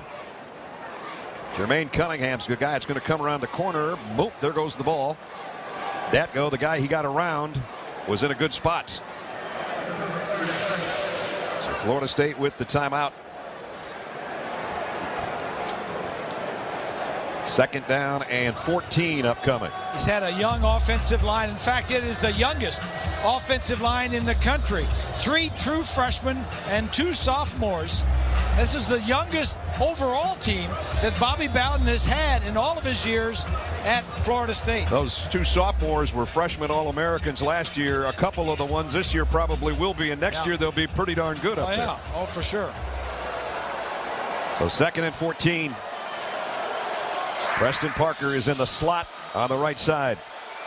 He's been the favorite receiver of Ponder in the last 6 games. Found him. Did he get his foot down? Nope, he's out of bounds. Number 5 was playing number 5. Joe Hayden was out there. Parker had it, but he couldn't get a foot down before he hit the sideline. He needed to get him the ball a little bit quicker. As soon as he got outside the pocket, give it to Parker before he runs too close to the sideline. So now 3rd down and 14. There aren't many in the playbook for this. And basically they almost need most of it to even try a field goal. Especially with the rain coming down again, rather heavy. Ponder, screen pass, got it to Smith. Smith, blockers in front. He's got the 1st down. Anton Smith with 11 seconds remaining. Major Wright brought him down, but now they are in field goal range. But they'll have another crack at it here. They're apparently going to spike it and think about it and save the timeout and maybe try one more play. There's the spike. Clock stops. Whoops, it's still going. And the fans aren't crazy about that. They got to reset the clock to about 9 seconds, I think. That was an excellent call, though. You throw a little screen pass, and there's a whole lot of things can happen. You're really already out of field goal range, and if the thing does work like it did there, you get your 1st down, you got a chance to at least maybe pick up 3. Clock to 8 seconds. 8 seconds. Well, that still might have been about one less, but it's more than what they've got now. Grease, do you try one to Carr on a fade in the corner and then kick the field goal? You got 8 seconds. You better throw it quick to him. I don't. Can you run a play into the end zone in less than 8 seconds? You got Florida's speed, you can. I don't know if Carr and Sorensen, those guys can cover 23 yards in that much time or not. Well, they better do it quickly. Ponder. Better not ponder much longer. Throws it up and out of bounds. Yeah, threw it out of bounds. And now they will try the field goal, I'm sure. Gano has hit 3 already. They'll ask him for a little more out of this one. You got to give credit to this defense of Urban Meyer. Not only is their offense good, but their defense is 3rd in the nation in scoring defense. Urban Meyer trying to sell to the officials, watch out for holding, because this is a great kick blocking team he's got out there on the field. Gano has hit 3 already. He'll try from 41 to end the half. Up's a fake. Gano. Oh, boy. I don't know. That's not the way you want to go to the locker room, I'll tell you that much. We saw one of those backfire in the Nebraska-Colorado game yesterday.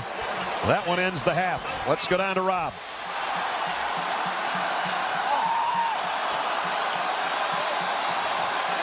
Coach, what will you do with Percy Harvin in the second half? I'm going to find out. I don't know. You haven't had much experience with the 2-minute offense this season so far. What were your impressions of it? I thought Tim did a great job. I thought our offense line did a great job. They gave him time to throw, and Tim managed very well. Biggest concern as you head into the locker room? Oh, just 30 minutes of big-time football against a very talented team. We got to just keep playing. Coach, appreciate you joining us live. Thank you. So they're trying to win their 5th straight over the Seminoles. They've got a head start, don't they? 28-9 at the break. This is ESPN Rivalry Week, presented by Samsung Mobile. ESPN's presentation of college football on ABC, presented by Best Buy from a soaked Doak Campbell Stadium in Tallahassee, Florida, just about set to start the 3rd quarter. And it's all Gators right now at the break, 28-9. Florida State unable to take advantage of a couple of opportunities with both great field position or the turnover, the fumble. And they have only field goals to show for it. So they're going to have to put some spark in things offensively in the second half, or they're going to lose for the 5th straight time to the folks from Gainesville. Starting the 3rd quarter, the good news for the Noles, they'll get the football first. Caleb Sturgis has got the ball teed up. Michael Ray Garvin and Taiwan Easterling are back deep. And it's number 29 that you have to look out for. He's had a couple of beauties already today, including a 52-yarder. They'll probably try to keep it away from him. Well, that's one way to keep it away from him. Knock it out of bounds, as that's the 2nd time that's happened today, and they'll take over with good field position at the 40-yard line. You got to think, out in the lobby back here, somebody said to me, remember 94? It was the old ball coach, had a big lead, and then back came Danny Cannell and company. And Cannell even did it himself, rushing for a touchdown. And the miracle comeback, 31-31. For Florida fans, they called it the choke at Doak. Well, if you're a Florida State fan, you hope that something like that could happen today, I guess. That's about one of the only things you can grab onto at this point. Preston Parker is in the lineup. He was injured in the first half and has come back out there, and that's not the way to start the 3rd quarter. Brandon Spikes on the interception.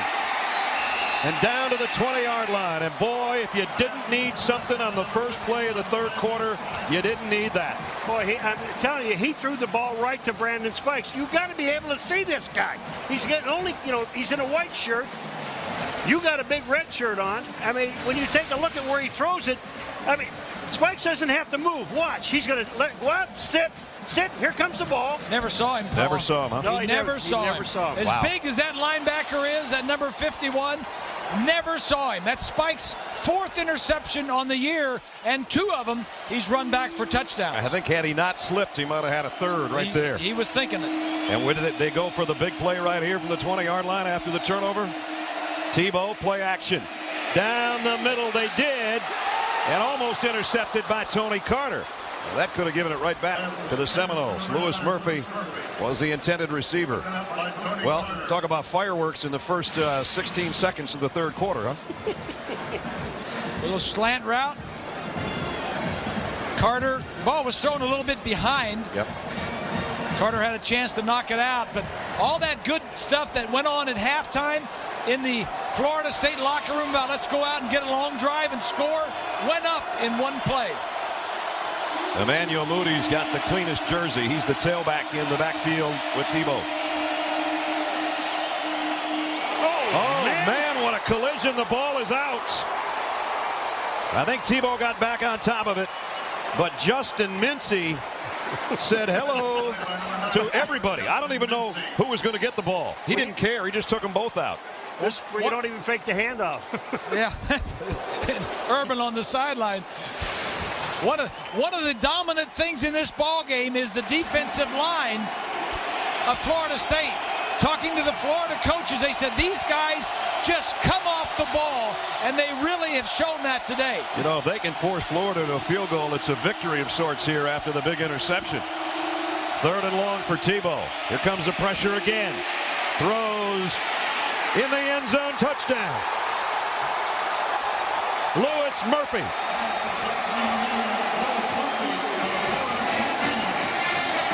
Tim Tebow's 3rd touchdown pass of the day. How can Lewis Murphy be this wide open? I mean, when you watch what Tebow sees, he's looking to his left first. Look at Murphy. Nobody stays with him. Safety goes into the middle of the field, and here, look at how wide open he is. Not even close to him. Jonathan Phillips, a busy extra point kicker today. 35-9. Well, the Heisman Trophy vote's coming up. I think Tim Tebow he's back in the hunt. Is working his way back up near the top 3. I mean, what more can he do? He's got his team. You know, he's done. This year is not as good as last year, but how could it be?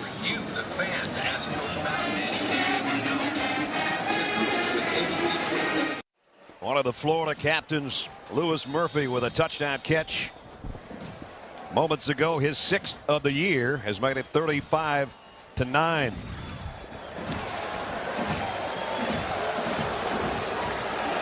This time they keep the kick in the field of play to Michael Garvin at the 10. Garvin, 35 and out to the 38-yard line. He is a nifty kick returner. And we got a new quarterback coming in, and Drew Weatherford, the senior. Let's check in with Rob Stone. Rob? Well, at halftime, I talked with Jimbo Fisher, the offensive coordinator for FSU, and he confirmed to me that Christian Ponder did have a back injury leading up to this game, had a couple good days of practice. That's why they went with him, but he was still a question at kick time. He told me also, hey, any hesitation, there will be no hesitation to go with Drew Weatherford at some point today. Also, guys, on the Florida sideline, Percy Harvin is done for the day with that right ankle injury. All right, Rob, so Drew Weatherford starts and stumbles back in to that throw and almost had it picked off by Janoris Jenkins. Yeah, that's not on the quarterback. The route, the receiver's got to run a decent route. So Drew Weatherford, who was the starter and played the entire game last year against Florida, is in a tough spot. And Christian Ponder now the guy that's signaling the plays in with the headset. Ponder set out a couple days of practice and then got in some practice late during the week. Anton Smith with Weatherford in the shotgun. 2nd down and 10. And he'll give it to Anton, and he goes down at the line of scrimmage. Maybe got a yard. Here with just a minute and a half gone in the 3rd quarter, we take a look at our Pacific Life game summary. Statistically, look at the total yardage for Florida, 332. And when they get in the red zone, we talked about it, they know what to do when they get in the red zone. They score. Yeah. Unfortunately for Florida State, when they got down in Gator territory, they had to settle for 3-pointers. So Tim Tebow doesn't settle for 3-pointers. He gets touchdowns. And he's thrown free and run for 1 today. And as Bob said, if his name isn't in the Heisman mix now, there's something wrong. Weatherford fires in and out of the hands of Corey Surency. And Florida State has not helped. Their receivers today have not helped their quarterbacks. That's the 3rd drop. I'm going to tell you what, you guys mentioned this guy in the first half. Janoris Jenkins, a true freshman. Boy, you right about him, Grease. I mean, this guy is all over the place. And I would be wary punting down to the other end as you take a look from Skycam's angle of Graham Gano. But that little white dot way back down there, that's Brandon James. Thanks, Grease. And he's dangerous. He's going to field it at the 15. Whole bunch of garnet and gold around him. Can he get around it? He did. Nice return. Only about 10, but that shows what he can do. Florida's got it back with a big, big lead here in the third quarter when we come back. This presentation of college football brought to you by the Volkswagen Signed and Drive event. German engineering for practically just a signature. Samsung Mobile, proud sponsor of ESPN Rivalry Week. And College Game Day is built by the Home Depot. You can do it, we can help. Seminole Warrior statue in front of Doak Campbell Stadium honors the unconquered spirit of the Seminole. They light that spear before every home game on Friday night. This home game's not going the way they had planned, and here comes a big opener for Chris Rainey. Rainey, great speed, might be gone all the way to the 13-yard line. Tony Carter saved the touchdown. You know, I'll bet you that they have run that play 10 times in this ball game with different running backs, and watch how quick they get to the hole. Just straight blocking by the offensive line up front. He just hands him the ball. Percy Harvin is out. All right, we'll go to the next guy. Go to Rainey or go to Demps. They've got that speed.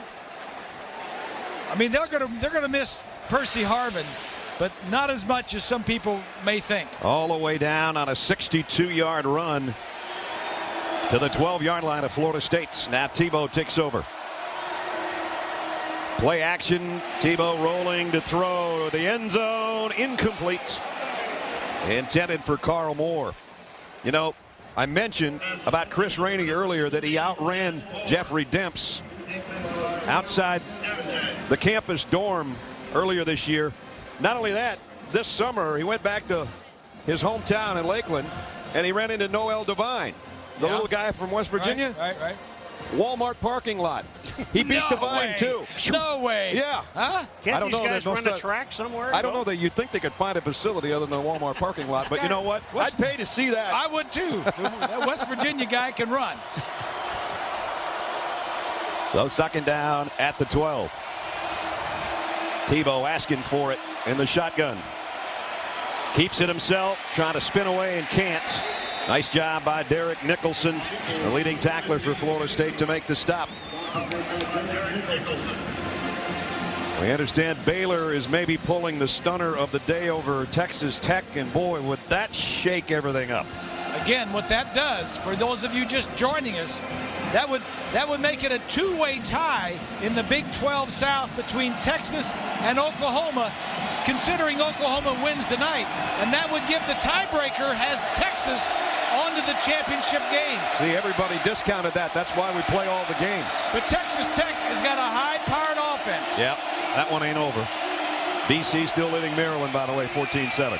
Tebow lofts it to the corner of the end zone. Two guys there. Maybe have been a mix-up in having David Nelson and the guy that almost caught it, Chris Rainey, in the same spot. Well, the problem with that play is when you get both receivers like that in the same spot, you end up with three defensive backs. Yeah.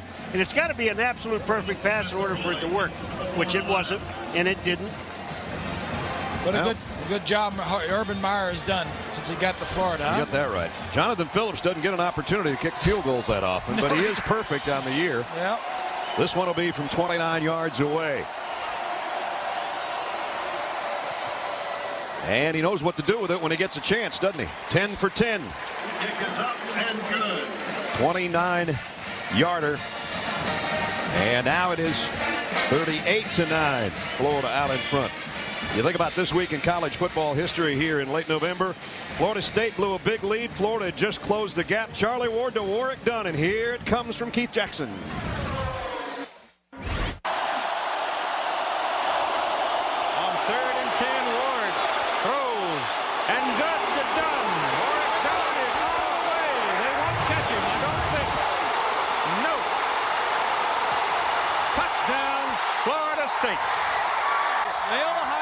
Charlie Ward. Bob Greasy. They didn't mail it to him, but they took him up to New York and gave it to him. There you go. One of two Heisman Trophy winning quarterbacks. Warwick Dunn, of course, a great player here and with the Atlanta Falcons, and now back with the Tampa Bay Buccaneers, and he's still playing ball. Boston College has extended the lead on a fake field goal, we understand. It's 21-7, and the Eagles are about a quarter and a half from punching their ticket to Tampa, and that would be a rematch of last year's ACC championship game, Boston College, Virginia Tech.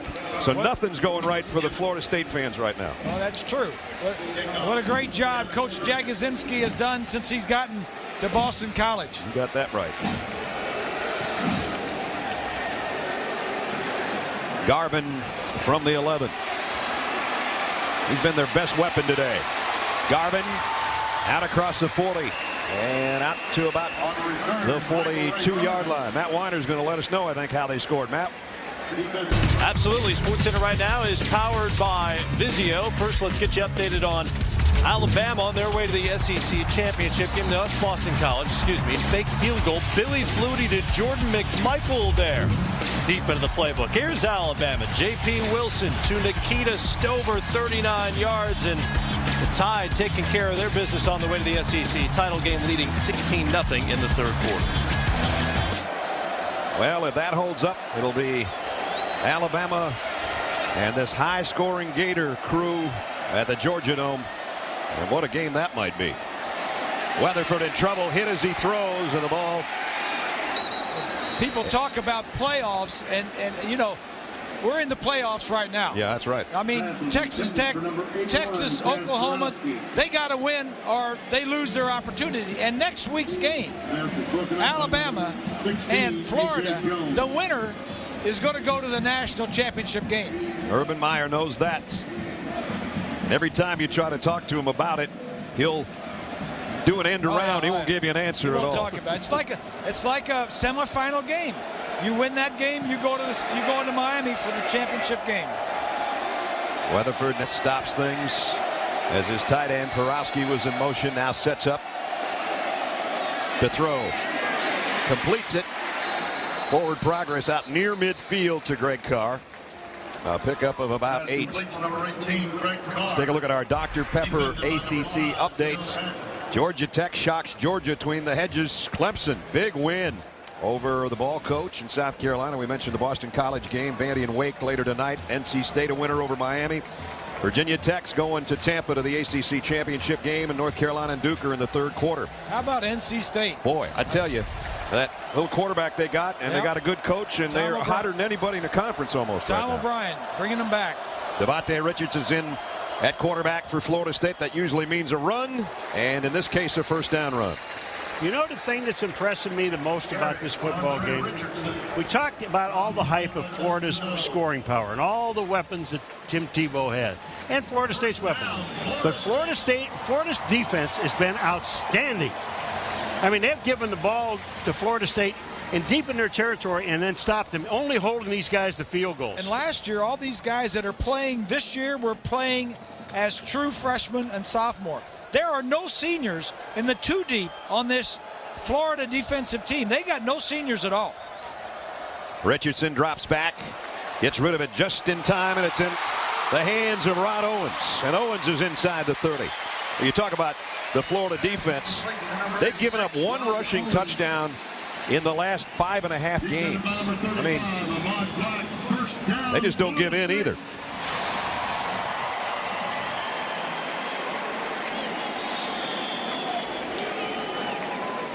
So Devontae Richardson doesn't throw often, but he got rid of this one to Owens just in time, and Owens has got it down for a first down. 9:37 remaining third quarter.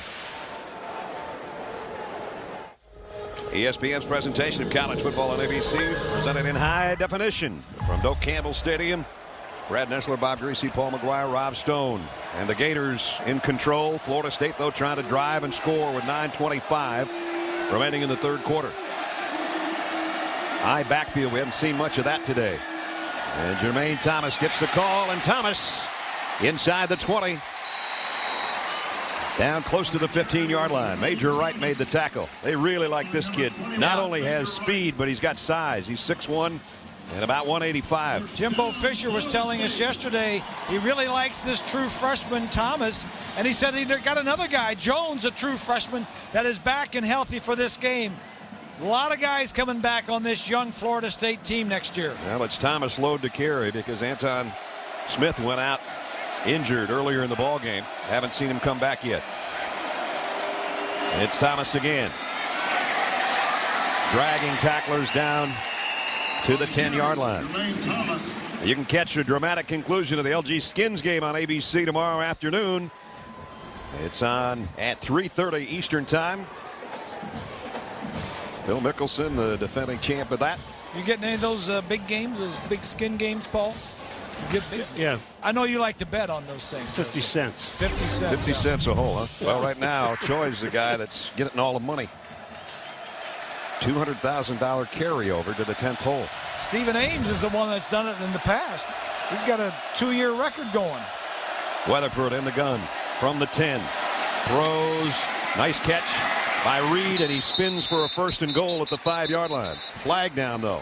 You know, one thing, Reese was talking about how young Florida's defense is. All these young guys are in the back. But you take a look at Florida State's offensive line with the 3 true freshmen up there and 2 sophomores.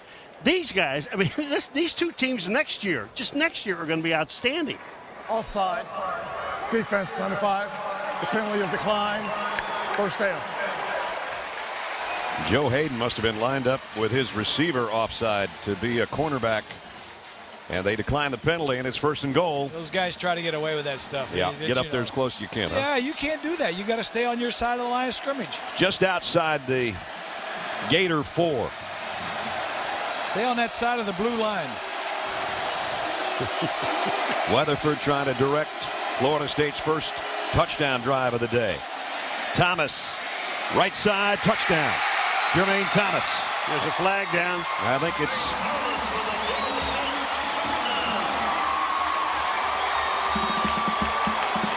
going to be against Florida, though. Yes. They jumped in the neutral zone again, and they'll decline that. And finally, Florida State's got a touchdown. Jermaine Thomas from 4 yards out.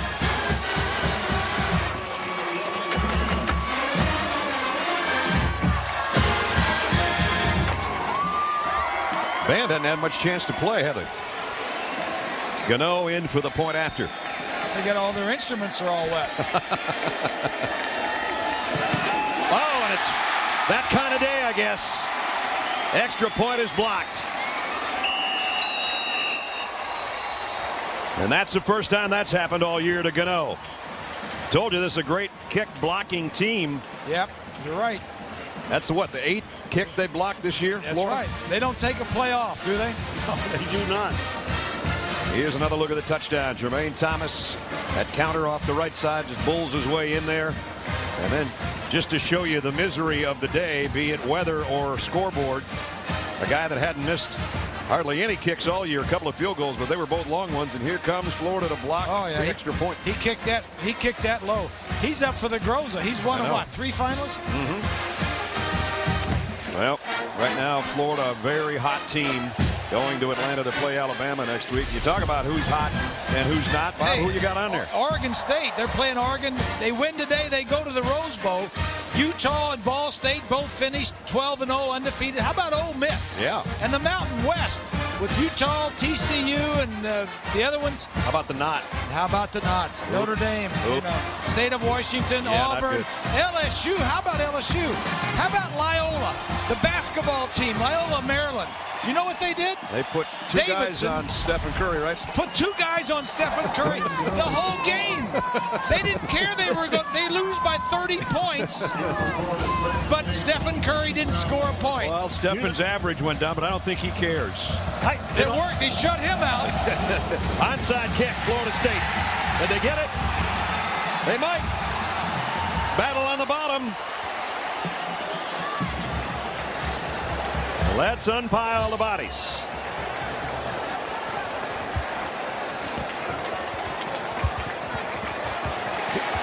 Florida's got it. Yes, can I just say something about the Stephon Curry thing? I watched the highlight the other night. They showed the guy, they covering two guys on him. He was taking the ball out of bounds, and they had two guys standing in front of him. And he was out of bounds. He was handing the ball in. Stephen, one of the great shooters, three-point shooters and scorers, and he'll be a great NBA player trying to play a transition to be a point guard at the next level. So he's going to play both positions this year. Doesn't expect to see two guys on him every night, though. Yeah. Here comes the rain again, boys. Here comes the rain again. At the 46. Tebow. Deep ball, sideline. Oh, just over the outstretched arms of Deontay Thompson. This is unbelievable how well he can throw that ball. In this slop. In this, and it's coming down hard again. He came out about an hour and a half before the game. We're talking about Tebow, and he had a tight-fitting T-shirt, Florida T-shirt on.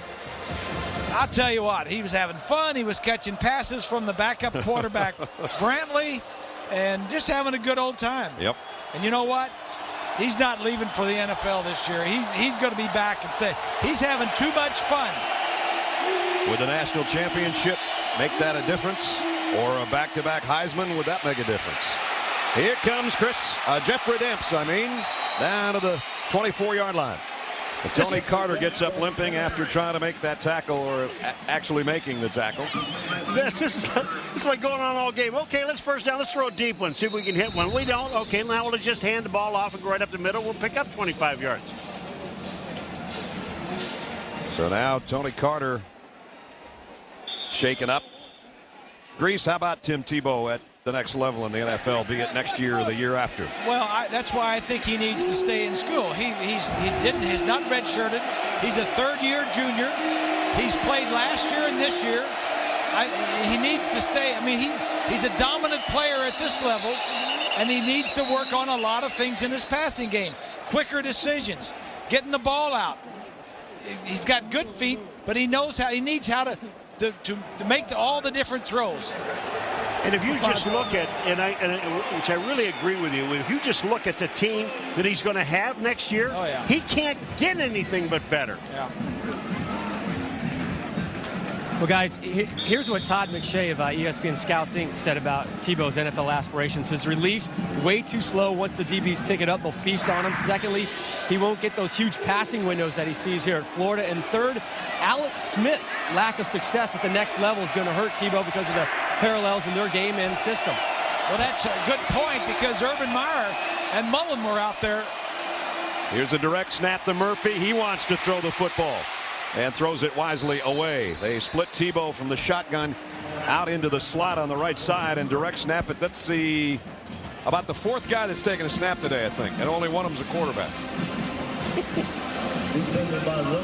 Well, Bob mentioned it earlier about Heisman trophies and our ballots. I haven't even opened mine yet in the FedEx envelope, but most schools have had great success at quarterbacks. I don't know if he should have won. I think maybe Bob Greasy should have won that year. But anyway, Danny Werfel and Tim Tebow last year, the first sophomore, obviously, to do so. Charlie won it here at Florida State in '93 and Chris Wenke in 2000. So a lot of great quarterback play in the history of these two universities. Here's Tebow on the keeper. He's got the first down. Now, when you talk about this year's Heisman, and as I said, the ballots arrived at our homes this week. Time to think about it. You don't have to have it in till December 10th, but we kind of threw our own group together, and we think somewhere out of that there's going to be a guy. Well, the top four are quarterbacks. The bottom two are receivers. And what's the one interesting thing about Graham Harrell, you guys? He is the only senior. You got it. Of all of the guys in the finals, in our finals, Graham Harrell is the only senior. First and 10 at the 12. Florida threatening again already with a 38-15 lead.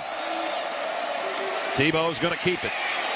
Switches the ball to his right hand, puts a stiff arm out there and goes out of bounds as Todrick Burdell knocked him out after a pickup of 5. I don't have a vote, but I'll tell you who I kind of pick right now, and a guy I really like is Colt McCoy.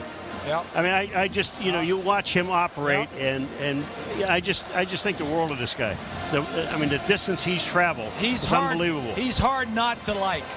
Especially he's their leading rusher on top of being the quarterback that he is. Right. And he had a big Thanksgiving Day game over A&M. Yes, he did. 2nd down and 5. Florida knocking on the Seminole door again. Tebow rides his man and gives it off. Moody got it down to maybe the 2. And you hear the chants of Moody from some of the Florida fans here. Just another one of the weapons that they have in that backfield. That was one of the interesting things I was going to try, and I was asking around to see how many Florida fans would be here today. What does the stadium seat? 82,000. 82,000. I mean, how many Gator fans would be able to get into the ball game? There's quite a bit of orange and blue out there. Well, yeah, but that's Parkas. That's oh, come on. No. That's you want to run a Parka? Yeah. 3rd down and short. Tebow straight ahead, diving for the 1st down, it appears. Looks like it. Justin Mincy got him, but I don't think he got him in time, and that's going to be 1st and goal. If the rain's coming down and you only got one parka, and if you're an FSU fan and it's blue, you're putting it on. Well, they spotted that thing short, didn't they? It is short. It's not a 1st down. So it's 4th down. Florida State would love to come up with a stand here defensively. Tim Tebow has a look at that wristband. It might say number 15, go again. We'll find out in a second. They're pretty good on 4th down conversions. 4th. And timeout taken by Tebow. Didn't like the look of either his group or what he saw on the other side. 4:05 remaining in the 3rd quarter. And a decision coming up as Bobby Bowden looks up at that scoreboard wishing that his team had more points. Well, tomorrow at 8/7 Central, he spent his life caring for the sick but couldn't save his own. We'll celebrate a hero's life by giving his family the new start to a dream life. Extreme Makeover Home Edition, all new tomorrow, 8/7 Central on ABC. You know, you talk about the Florida fans here, the Florida State fans here. Sometimes this separates families. You know, you can get divorced over this kind of deal. I ran into Jeff Province and his wife Jamie last night, Jamie Davis Province. She went to Florida. He went to Florida State. They're really having a lot of marital problems. No, I'm kidding. I'm kidding. You better let go of that one. Yeah, but I will say about Jeff, he outkicked his coverage by about 2 miles. I saw what you meant. Isn't he beautiful? You know, it really is amazing about Florida. We were talking yesterday and the day before, Greasy, talking about all the weapons that Tebow has, all the little toys he has. You know how many different guys, I'm just sitting and listening to the different names that Ness has mentioned that's either touched the ball, had the ball thrown to them, or they had blocking. I mean, it's just unbelievable the number of people they use. Now they've got Estepinen in there too, the big guy in front of Tebow. 4th and a yard, that's who he follows, and they're not going to let him get there. Nice stand by the Knoll defense and Mickey Andrews' crew. Seminoles take over on downs.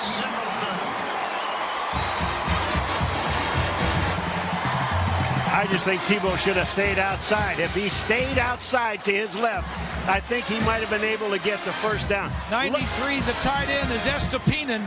He was the tip-off. They were going to run the ball, and they were going to run it right behind him. Nice play by Derek Nicholson, and he's made a lot of them in his career at Florida State, that's for sure. Well, that just cost Tebow the Heisman. Hardly. I doubt it. Here's a bad spot for Florida State's offense at its own 5-yard line. Drew Weatherford in at quarterback, in his own end zone to throw. Oh no. Flags. This might be a helmet-to-helmet personal foul hit on Janoris Jenkins. He just lit up Jermaine Thomas on a swing pass in the end zone. We're going to wait and see what Ron Cherry has to say, because I'm not quite sure. Well, he didn't say it, but I think you called it. Well, that flag came out in a hurry, just as you said, Ness. I mean, as soon as that hit was made, the flag came. Jenkins, I mean, you talk about timing something perfectly. This ball is up in the air, and he's hanging him out to dry. But look at this. He went helmet to helmet. Watch the Florida State player's helmet jerk back.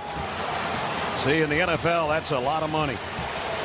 You know, the freshman, the true freshman will learn from that.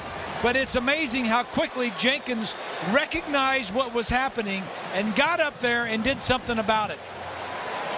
What else is going to do is going to tell a whole bunch of other teams that play Florida that Jenkins is going to pop you. Oh, for sure. So it moves it out to the 20-yard line on the 15-yard walk-off.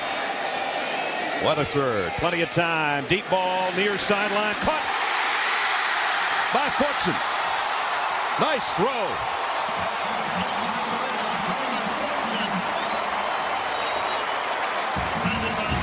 Jarman Fortson, another freshman. Big target, 6'3", and Weatherford put it right where he had to. This may be the best pass of the entire evening. Just take a look where Weatherford put this ball. Fortson's the only one that has a chance to catch the football. He was out, he stretched out, and made the catch. That was perfect. Weatherford is a fifth-year senior who has started 33 games as a Seminole. This isn't his first goat race. He's been around the block. He's only thrown 2 passes coming into the ball game tonight, this year. Jermaine Thomas wrapped up after a pickup of maybe a yard. Jermaine Cunningham, 49, the first guy to meet him. Cunningham has a couple of words with Weatherford as he passes by. Weatherford has not played much this year. Nope. When Jimbo Fisher made the decision to go with Christian Ponder, and Bobby Bowden agreed with him, Weatherford was the guy that came off the field when Ponder went on. And in this case, Weatherford came off the field, and Devontae Richardson comes on the field. He's got 4 wideouts, 5 make it on second down. And it's going to be a quarterback draw all the way. Florida knows that for the most part, that when he's in there, he's going to be running the football. Let's check in with Matt Weiner in New York. Matt. All right, Brad, Sports Center in game on what's happening at Boston College. Maryland has closed the gap against BC. Chris Turner here to Danny Oquendo in the corner of the end zone. 13 yards.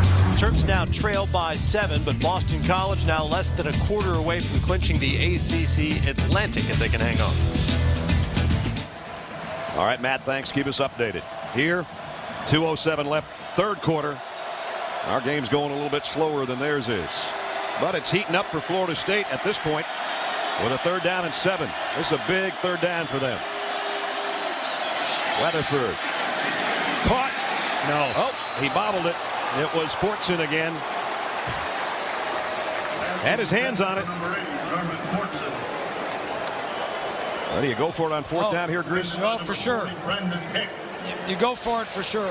And that was Brandon Hicks who makes the play, and he's a linebacker and safety. These guys intertwine. But take a look at it. It's pretty good coverage. That ball's right on target, man. And there you see it slips out of his hands. So he had the foot down, but the football didn't stay where he wanted it. Now it's 4th down. 4th and 7.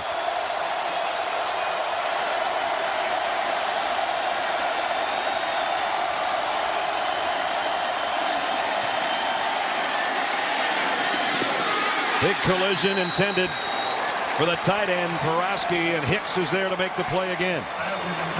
Florida takes over on downs, much as the Noles did moments ago.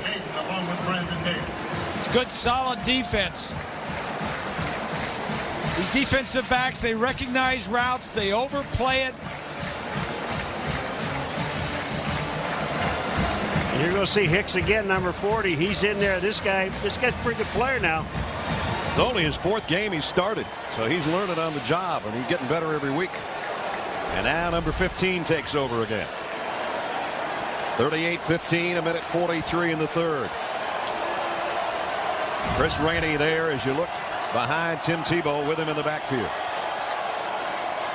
And he gets the call. Tough yardage for Rainey. Picked up about 6 on the carry.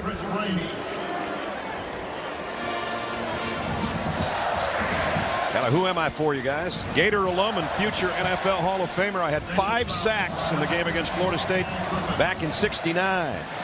Who would I be? 5 sacks. He's a guy that chased Grease around the NFL a little bit too with the Los Angeles Rams. Jack Youngblood. Jack, 5 sacks. And he was a kicker as well as a defensive end for the Gators. Went on to a great career in the NFL. One of the real tough guys. Remember when he played the playoff game with a broken leg? Oh, yeah. Yeah, it's good. Was he a kicker like Grease when you had 1 kick? Yeah, straight ahead.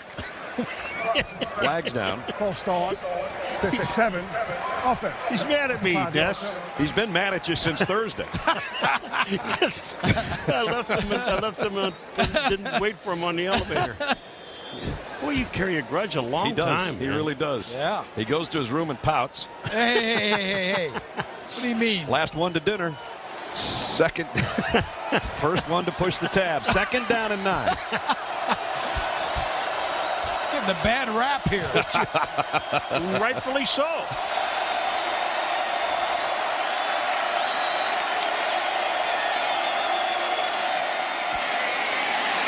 Randy again.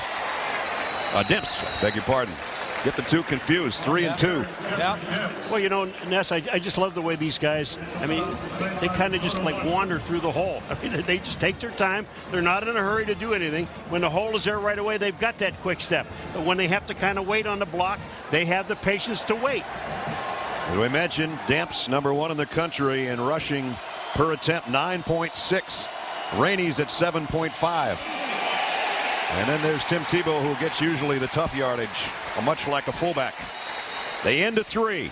Well, it's going to take a miracle comeback for the Noles on their home field, or they're going to lose for the 5th straight time to that Gator chomp.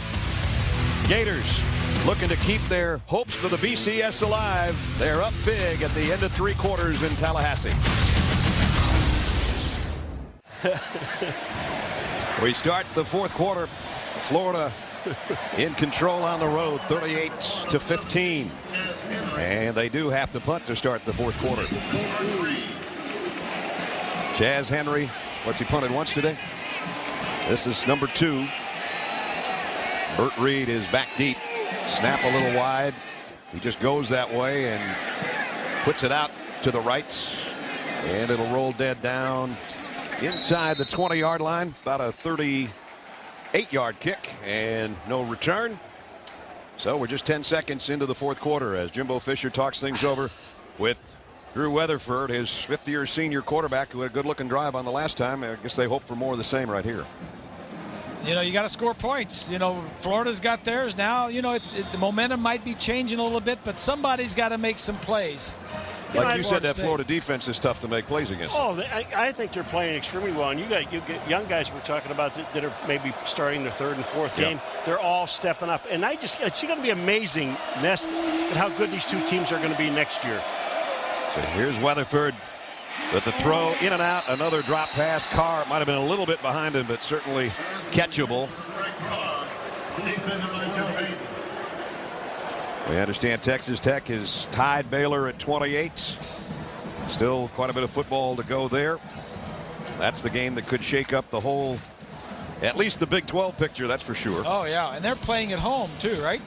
Tech is, yeah. Here, Florida trying to make it 5 in a row. It would be the longest winning streak since 6 straight over the Noles from 1981 to 1986. And Florida State's going to have to do something about it in a hurry if they're going to change things. Weatherford in trouble. Got rid of the ball. Almost picked off by Janoris Jenkins.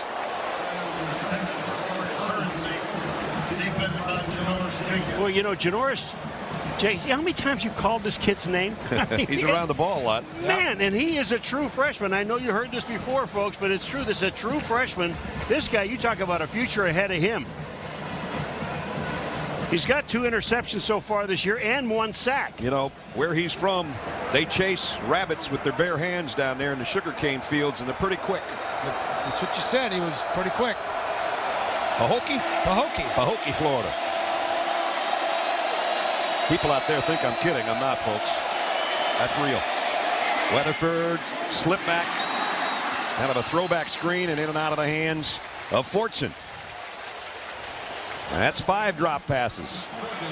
You got to take advantage of every opportunity when you're playing a team this good and it's a rivalry game and you're at home. And quite frankly, Florida State's not taking advantage of anything. Well, they didn't. It started out that way. Yeah. They were dropping balls on the first possession. They had great position in a couple of right off the bat, and they ended up with field goals and not 7 points, too. You know who's gotten them their field goals, also punting with penalty markers down here. You know, it's not how tall you are or how fast you are. or how good you look in a uniform. It's can you hold on to the ball and how productive can you be. 12 through the snap, false start, 41, offense. How many times have you heard a coach say, you know, there's only one thing I ask you to do, son, is catch the ball. Catch it! And execution is another word used by a lot of the coaches we talked to this week, and Jimbo Fisher is telling Jarman Fortson, catch the ball. Now Gano from his own end zone. High snap. And a line drive, one hopper taken by Brandon James. And James got the corner and tiptoed out. There might be a flag flying in on the end of this one. There is. That won't help the Seminole defensive cause because they're going to tack on 15 to this. There's another Gator hurt on about the 32-yard line.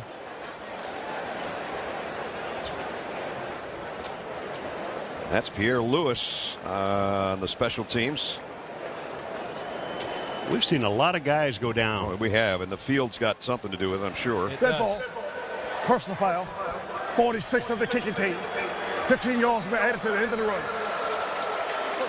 So they're going to have great field position. It doesn't matter where Florida's gotten the ball today. If they need to go 86 yards, they'll go 86 yards. If they need to go 28 yards, they'll go 28 yards. And that's the reason right there, because as Mickey Andrews says, you can say all you want about Tim Tebow, but the fact is he's the general. You know, and you think about it now, Urban Meyer and his football team, Bob, they came in here, and you know, Florida State, big rivalry with these guys. But the thing about it is they got Alabama next week. I mean, they've got the really big game next week to get them into the finals, and they haven't slowed up a bit. I mean, they're not playing like we're going to play just to win or not to lose. They set up shop at the Florida State 25-yard line. Play action. Tebow. Tim is throwing to the end zone. In and out of the hands of a diving Lewis Murphy.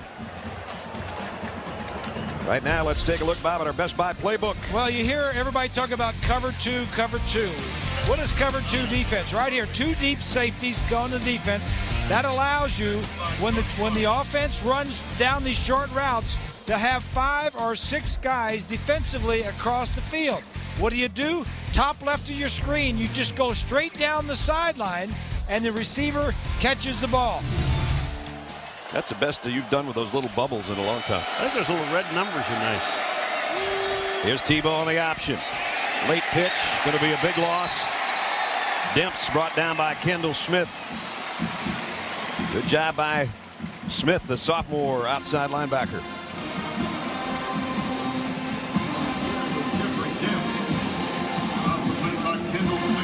So it's going to bring up 3rd down and a whole bunch. 3rd and about 16. Make it 18.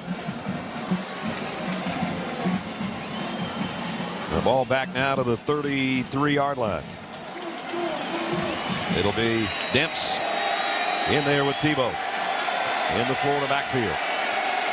Hernandez, the tight end, in motion. Tebow flushed, throws incomplete, intended for Hernandez, and will be 4th down. Hernandez is the one that's really been a thorn in the side of the Seminoles today. 2 touchdown catches for Hernandez. Sophomore out of Bristol, Connecticut. I wonder if he grew up in the shadows of ESPN. That's a good question. He's got 4 catches for 61 yards and 2 touchdowns. Well, tight end. And they lost their number 1 tight end. Right. Ingram went down with an ACL in his knee. Cornelius Ingram was one of their seniors and a captain. In fact, tore his left ACL back in fall camp. Hernandez was, like you said, an outstanding tight end coming out of high school. So they haven't dropped off much. I'm sure they miss Ingram, but Hernandez has really stepped up. Well, Urban Meyer has said that he wants to have the fastest team in football, and I think he's got it. Well, they took a delay of game here because they want to back it up so that they can punt. Did you like that when people did that to you? What? I mean, when you did that, when your team backed it up so you had a little more room to kick the punt? Yeah, but I kicked the ball out of bounds inside the 10 every time. Every time? It didn't really matter. Yeah, I heard guys talking about records. And Greasy, you're a Hall of Famer. The only record I ever had in the AFL, which is a great record, I punted more than anyone in the history of the AFL. That gave you an idea of all the bad teams I played on, okay? It's true. Well, Chaz Henry will try a Paul McGuire punt. How did he do? Oh, about that much too much. Yeah, standing in the end zone. It's about. Oh, I should have pulled that string a little bit more. It's about 3 feet too far.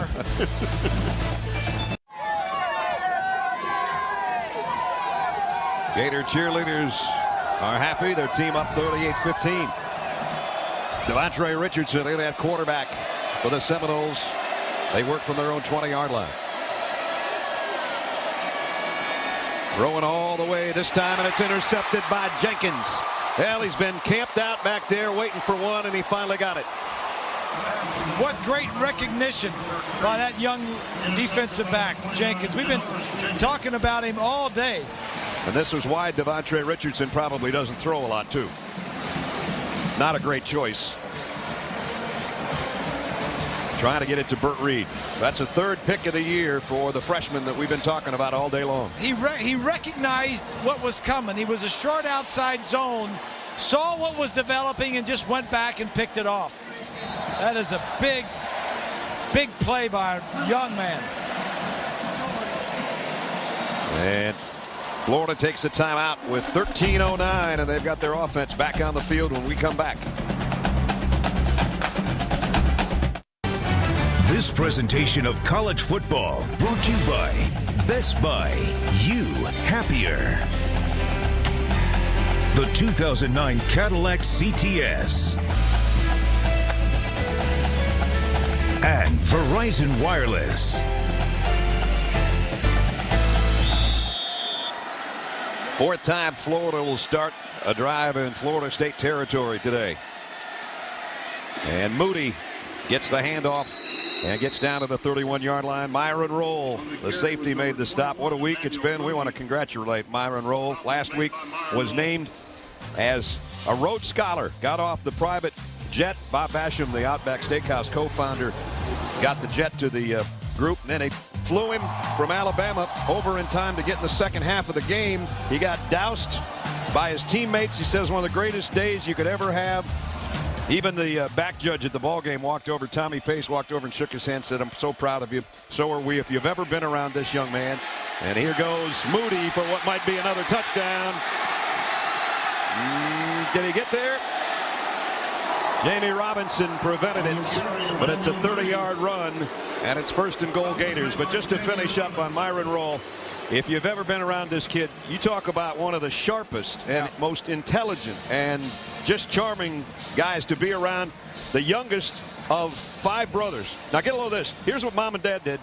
The oldest brother's an investment banker. Second oldest is a lawyer. The third oldest is a medic in the military, and the fourth oldest, just above him, just graduated from Florida State in sports management, wants to be an agent. You think mom and dad did something right with these guys? That's what I asked him. I said, what do mom and dad do? And that was... He was a very pleasant man to talk to. And mom and dad both from the Bahamas, and he said they start stressing education there a little bit earlier than they do in the United States, and so they instilled that. But anyway, congratulations to Myron Roll. This plays under official review right now.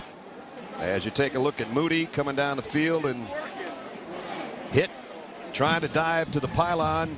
Foot is out, and then he hits the pylon with the ball. Boy, I'm going to tell you something. This is really close because when he's coming down, there's his foot, but he's already stretched way out, and that thing hit the back part of the pylon. Look at this. I mean, keep an eye on this now. When he comes down. Well, his foot's out before the ball hits the pylon. That part's for sure. Okay. There's this. I think they've got it set up just in about the right spot, don't they? I do too. Yeah, they do. Yeah. Yeah, they await the official review. Tim Tebow looking over there on the sideline. Myron Roll, we talked to Bobby Bowden about coaching somebody that's this sharp. It was nearly like winning 2 games. You know what? Everybody was just waiting to see how's he going to come out. How's he going to come out? wouldn't it be good if he could win it? And dadgummit he did, and came back, we won the ball game. So that was really a double fulfillment. Yep, kind of like a double victory. Roll out of Galloway, New Jersey, finished his pre-med degree, folks, in 2.5 years, and he got a grant for cancer research last summer. Wants to be a surgeon. Yes. And he'll go to Oxford, England. And he's just finishing his 3rd year, and so he has to take his Rhodes Scholarship immediately. Right. You can't go to the NFL, so he'll go next October. Well, guys, Todd McShay today told me that football-wise, Roll would be best served to play another year here. The critique goes like this. What's called on the field? So here's the critique. In coverage, he still comes up a little short, and he's not the playmaker that most expected he would be when he came to Tallahassee. If he was available for this spring's draft, at best, guys, he'd be a second-round pick. I asked him yesterday, I said, Myron, you're going to go just to, you're going to go to the combine? Can you do that? And he said, you know what? We sat down with the family at Thanksgiving, and it's the first time we even talked about it, so not quite sure. And he might even go to the Senior Bowl just as a visitor. He's not a senior, so he wouldn't play, but he could talk to a bunch of coaches, and there's nothing illegal about that. You ever talk to a guy for 20 minutes, and all he does is smile? He's the most pleasant He's a keeper. being. He's a keeper. Demps in the backfield. It's 1st and goal, Florida again. Tebow. Pitch. Demps. Touchdown. Couldn't have timed the pitch any better. Tim Tebow knew he was going to take a shot, and he did, but he got it to number 2, and he tiptoed into the corner. It looked like from up here, but I'm kind of blocked, but it looked like from up here, the Demps almost didn't get into the end zone. But he's probably way in. What a great pitch. Look at that. Here's Demps. No, whoop. Oh. Let me get if back. He didn't have fancy feet, he wouldn't have gotten in there. Great crossover step because he almost ran out of real estate there. Jonathan Phillips in for the point after, and it's good. And so the route is on with 11:48 remaining. 7 straight games. Doesn't get much better than that, does it? Demps in the corner for the touchdown. Well, nothing worse than having your team getting beaten. You got 4 Gator fans standing behind you. And they're ready to pour something on your head. It's been that kind of day for Florida State. 45-15. They're down 30 with 11:48 remaining. And you're wet to the bone. You're wet to the bone. Yep. Here's a line drive kick going to be bouncing down inside the 20. Garvin fields it at the 19. Michael Garvin looking for another crease. Now, he's been one of the bright spots today for Florida State. Another 23-yard kick return. Ahmad Black, one of the starters on defense, also on the special teams, makes the stop. Let's check in with Matt Weiner, New York. Matt. All right, Brad, our nominee for the Pontiac game-changing performance comes from Lubbock, where Texas Tech has scored 21 unanswered to overtake Baylor. Graham Harrell to Detron Lewis. Harrell's completed passes to 10 different receivers tonight. Vote for your Pontiac game-changing performance starting tomorrow at 9 on ESPN.com. Well, Texas Tech, 2:34 left. They got time for another touchdown or two. Unless Baylor has an answer, that could send it to overtime. Anton Smith playing banged up. He was out of the ball game earlier in this half. Gets out. Got about 8 yards on that carry. Jimbo Fisher, we talked about him. He is the offensive coordinator. He is the head coach in waiting, meaning when Bobby Bowden decides to retire, he'll take over. We talked to Coach Bowden about when that might be. I just go from day to day, and all I know is, I've always signed 5-year contracts until this year. Well, ain't no sense me sign a contract till 83, till I'm 83 years of age. Ain't nobody gonna believe that, So we just sign a 1-year contract. I can let them know each year whether I want to return. Well, whenever he goes, it'll be one of the gems of all time that we won't be around anymore, just like Joe Paterno, who's 2 games in front of him and 3 years older. Bobby turned 79 the day of the Clemson game when he had hoped to coach against his son Tommy. That isn't the case, as Tommy resigned under pressure at Clemson. But he had all the guys there, Jeff and Tommy and Terry, the whole family. Miss Ann put out the spread for Thanksgiving. He had grandkids running all over the place. A nice day for the Bowden family to all get together. I said, did you talk any football? And Bobby just laughed.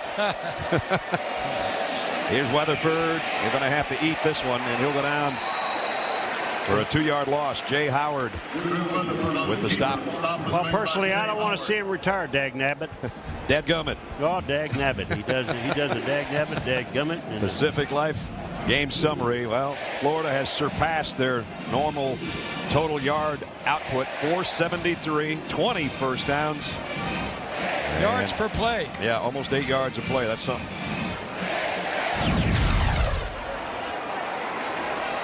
Ten minutes remaining. Second down and 13.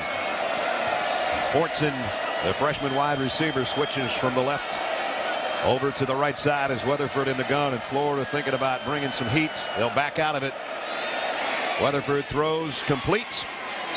Short gain to Rod Owens as we check in with Rob Stone. Well, Brad, on that last touchdown for Florida, Urban Meyer went into the crouch before the play. Tim pitched it, touchdown. Coach did not celebrate and did not get out of that crouch until he saw Tim Tebow get back up on his feet, and he was all right. Remember, Percy Harvin already left this game in the first half. Coach is not going to take any more chances with Tim Tebow. He is done. John Brantley will be coming on this next series for Florida. Again, they're a little thin in the backup quarterback position, guys. Yeah, they are. Their third guy has been suspended from the team after being arrested. Cam Newton. Chaz Henry's actually the emergency quarterback, I guess you should say, the punter.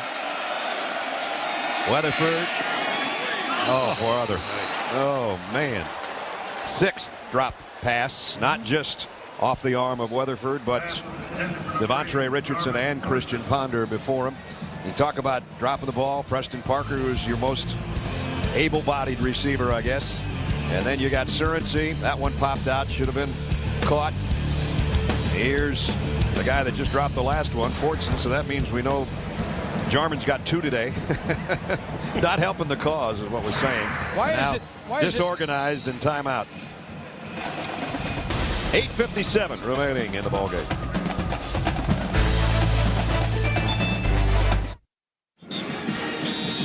Just another average day at the office for Tim Tebow, accounting for 4 touchdowns, 3 through the air, 80 yards rushing, and another score. One of the captains, he'll be 20-5 as a starter 9 minutes from now. You know, his stats are not as good as they were last year when he won the Heisman. He had a monstrous season last year, but they were 9-4.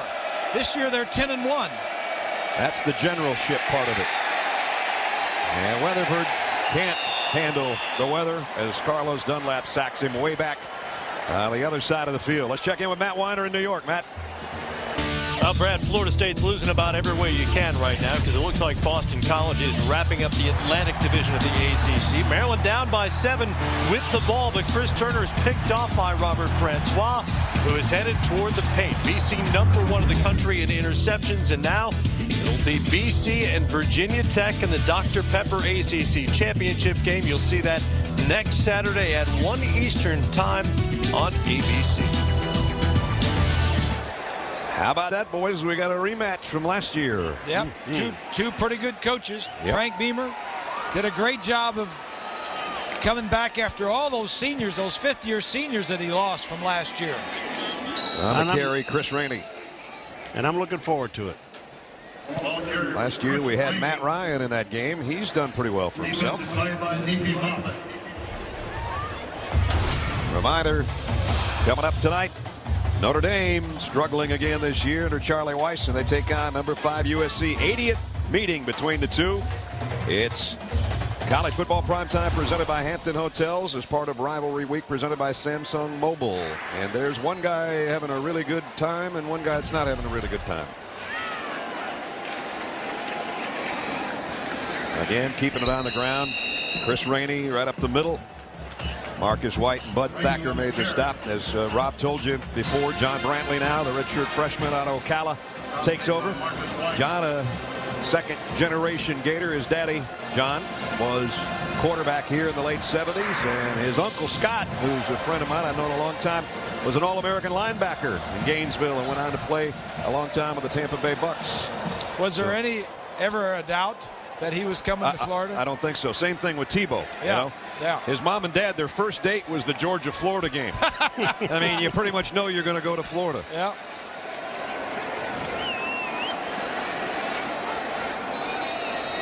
And whistles. Stop play here. They took too much time. So 7:21. And we got a timeout as Tim Tebow's going to come out and talk to his backup, John Brantley. He said, take that thing off. I got to talk to you so you can hear me. Near the conclusion of our game today, we'll select a Chevrolet player of the game from each team. Chevy will make a $1,000 contribution to each university's General Scholarship Fund. Let's check in with Rob. All right, guys, this is one of the many things I like about Tim Tebow. If you put one of those little blue windbreakers on him, you'd think he's a coach. He's got that headset on nonstop. He's been charging on and off that sideline, even when he was still playing, I should say, not when he's just here on the bench. He's talking to his backup right now. He'll walk over to the offensive huddles with that headset on, start barking something to some of the guys, and then back right on off. I don't know if he's a coach in the making, but he is awfully active. Look at him. He's still out there. You know, he and Urban are talking some ideas. Let's discuss. Let's clap the hands. All right, let's run the spread. Let's bring it over here. Guy's involved, man. He is. He's the all-time touchdown rushing leader, having passed Emmitt Smith earlier this season. I mean, you know, you pass a running back as good as Emmitt, that means you're running the ball pretty good. Here's Rainey spinning his way. Dips. Moody. You pick your poison. That's Moody.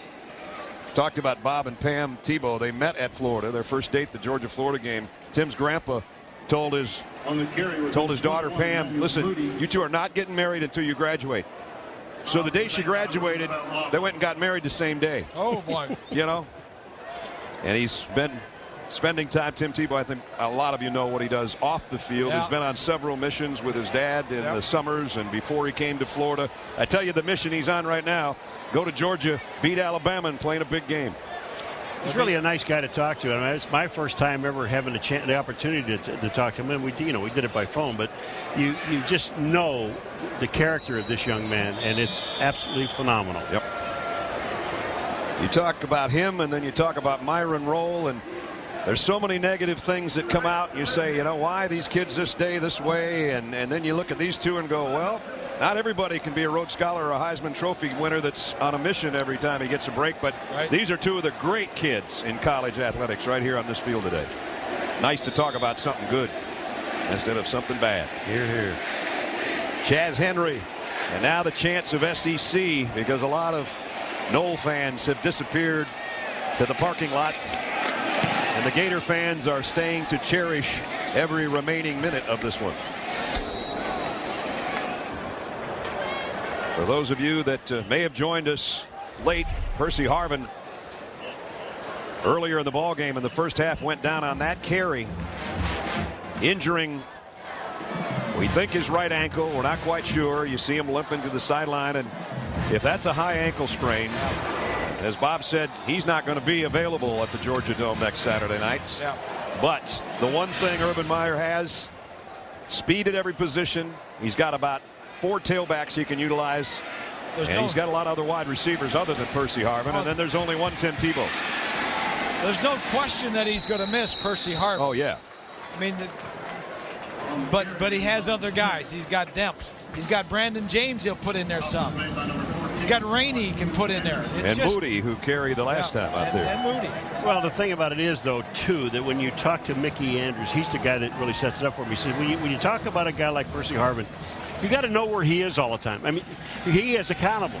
So you got to have 2 guys on him when you know he's in a kind of a pass pattern because of his great speed and hands.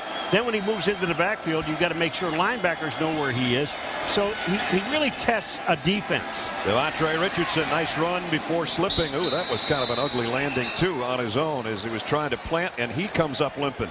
You could see right at the very end of that run, he hit the turf funny, and his leg bent in a direction you don't want it going. Now, Thanksgiving Sunday, count your blessings like the housewives do. One's dating her best friend's ex-husband. One's covering up her son's crime. One's husband might regain his sight. That'll be good for Carlos, I think. It's all new Desperate Housewives tomorrow at 9, 8 Central on ABC. I think that's going to be good for Carlos, huh? I don't know if he's going to know what his wife's going to look like when he gets his sight back, but that's a whole other thing. 1st and 10. Harmlessly incomplete. Weatherford, I guess Anton Smith was the intended receiver, and the rain intensifies again. Well, we know where Florida is going. They're going next week to the SEC championship game, and then for them, hopefully, they go to Miami for the national championship game. We don't know where Florida State's going. And we don't know where Florida State's going. We know where they're not going. They're not going to Tampa because that's set now. Boston College and Virginia Tech. And there's a good one coming up tonight. Oklahoma and Oklahoma State. And even though Texas Tech survived a Baylor scare, Stillwater's not an easy place to go. I don't care if you're Oklahoma or not. That's going to be a ball game. You won't want to miss it. Now that Texas Tech has won. Now who do they start cheering for? The University of Texas is pulling for Oklahoma to win because they don't want to get in a two-way tie with Texas Tech. Because they lost head-to-head. That's right. So they won a three-way tie. And what do you think about that, Brad? Now the Big Ten has their own tiebreaker. Yep. You know, a three-way tie. I mean, the first is head-to-head, but if there's 3 teams tied, then it's how many division. The Big Ten does it one way. Yeah. Division I teams you've beaten. The ACC does it their way. Yep. The only conference that does it with a BCS vote is the Big 12. Well, I guess I don't mind that. The only thing I have a problem with, and you know, you can go back and forth about this all day, I guess, is when you go to Dallas first week of October and play in a neutral site and you beat somebody, how come you're not ranked higher than them, or how come you don't get to go? You know what I'm saying? Yeah. Well, you know, they all have one loss, but Texas Tech lost much later in the season, the other ones too. So how do you rank Oklahoma ahead of Texas when Texas beat them? I mean, I agree with you. And it's the reason that Bob Stoops and guys like Urban Meyer, who have been pretty vocal about what they think about how everything is set up. And Stoops, he just this week just said, you know, I'm not going to talk about this anymore. I'm just going to go play football. Yeah. Because I'm sick of trying to, you know, politic for my team. Mac Brown, he doesn't want to politic for his team, even though he did a little bit maybe at the end of the game the other night. And this ball's knocked down at the goal line by Justin Williams. But that's what it becomes. Now it's, you know, how are you going to do in the coaches poll vote? How the computers are going to rank you? I don't like the computer thing, but that's a whole other story too. Well, there's a whole lot of things we don't like about it. But the one thing I have to bring up, about 5 weeks ago maybe, Bob Greasy said there will be no undefeated teams in college football. I didn't say that. Yeah, you did. No, I didn't. No, we asked you, and you said, yeah, I agree with you. Yeah. See, he's trying to sneak out the back door. Yeah. That might still happen, though. Well, as far as he meant, I think, in the big picture of being in a national championship game. Okay. Ball State, Utah, Boise, those guys. That let him go. You just let him out.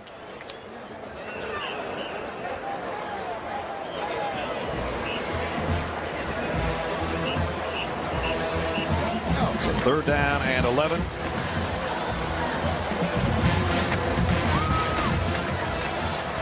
Final 3 minutes and a 30-point rout right now. Weatherford trying to pick up some extra points here, but it's not going to matter.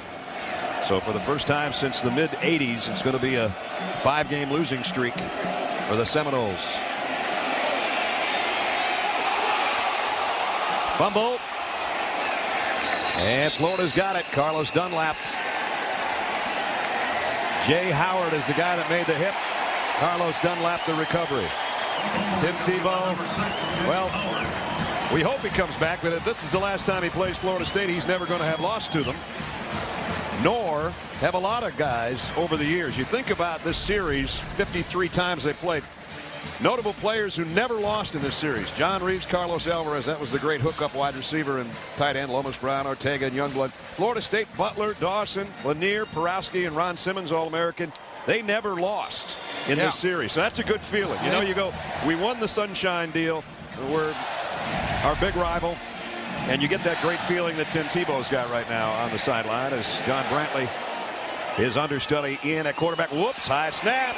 And he covered it. But think about how bad you would feel if you played, you know, 4, maybe 5 years, if you played 5 years, and you never won in this series. And look at guys who never won. Collinsworth, Little, Richardson, Emmitt Smith never won in this. Greg Allen, Jamie Dukes was an All-American lineman, center here for a long time. Gary Huff, Barry Smith. I mean, that's a bad feel. They never won, Never won. Well, you got some guys that never lost out here, and you got some guys that never won, because Florida State has never beaten these guys in the last 5 years. So these seniors are leaving without ever having beaten Florida. Derek Nicholson for one. 1:57 left here. Let's go into Matt Weiner in New York. Matt. All right, Brad, here he comes. Not politicking, just traveling at this point. Bob Stoops, his quarterback Sam Bradford. Need a win over Oklahoma State tonight and a little BCS magic for the Big 12 championship game, maybe even more down the line. You'll see the Bedlam game at 8 Eastern time right here. Sam Bradford has had an unbelievable season. What's he got? 42 touchdown passes and only 6 interceptions? Yep, he's had a great year. Brantley will ride it inside. Give off to Rainey. Rainey cuts outside. And he's got a first down at the 28-yard line. And the crowd that's left here, the Gator fans for the most part, they wanted a personal foul on that hit out of bounds. Today's Chevrolet players of the game, was there any doubt about number 15 making it in there? Tim Tebow from Florida. Michael Ray Garvin had a great day returning kicks. The only problem is when you're returning kicks, it usually means the opposition scored a touchdown or a field goal. In recognition of their efforts, Chevrolet will make a $1,000 contribution to each university's general scholarship fund. Well, fellas, we're seeing a pretty good football team here today, aren't we? Mm-hmm. Yeah, and it's going to be a heck of a game next week. Florida, Alabama. Boy, that is a tough ticket. If you don't have one, you ain't getting one. Yep. Unless you pay a whole bunch of money for it, I guess. Yes. But, you know, the thing about it is, that, I mean, and I know the concern with the Florida people really is Percy Harvin and the chance of him playing next week, and that's going to be the biggest concern. But when you look at the roster of this football team of Florida, my goodness, I mean, they've got not only on offense but on defense. Their defense really showed up in this ball game, and they're going to have to show up next week. Florida's got 19, as good as they are right now, they've got 19 starters back next year. 11 from the defense and 8 from the offense coming back, including all their best guys. Well, that tells Tebow, hey, where are you going? Well, he's going out to celebrate. Yeah. He's hopping for joy. Florida Gators 5 straight over Florida State. First time since the mid-'80s that's happened. While Florida State does drop to 8-4, their first 8-game regular season since 04. But for Urban Meyer, the dream of a BCS title still alive. They're 11-1, and they're going to Georgia to play Alabama on Saturday night. Again, final score. Florida 45, Florida State 15. Coming up at 8 Eastern tonight on ABC. It's more college football with number 3 Oklahoma taking on number 12 Oklahoma State. For Bob, Paul, and Rob, Brad Nessler from Tallahassee. Good night.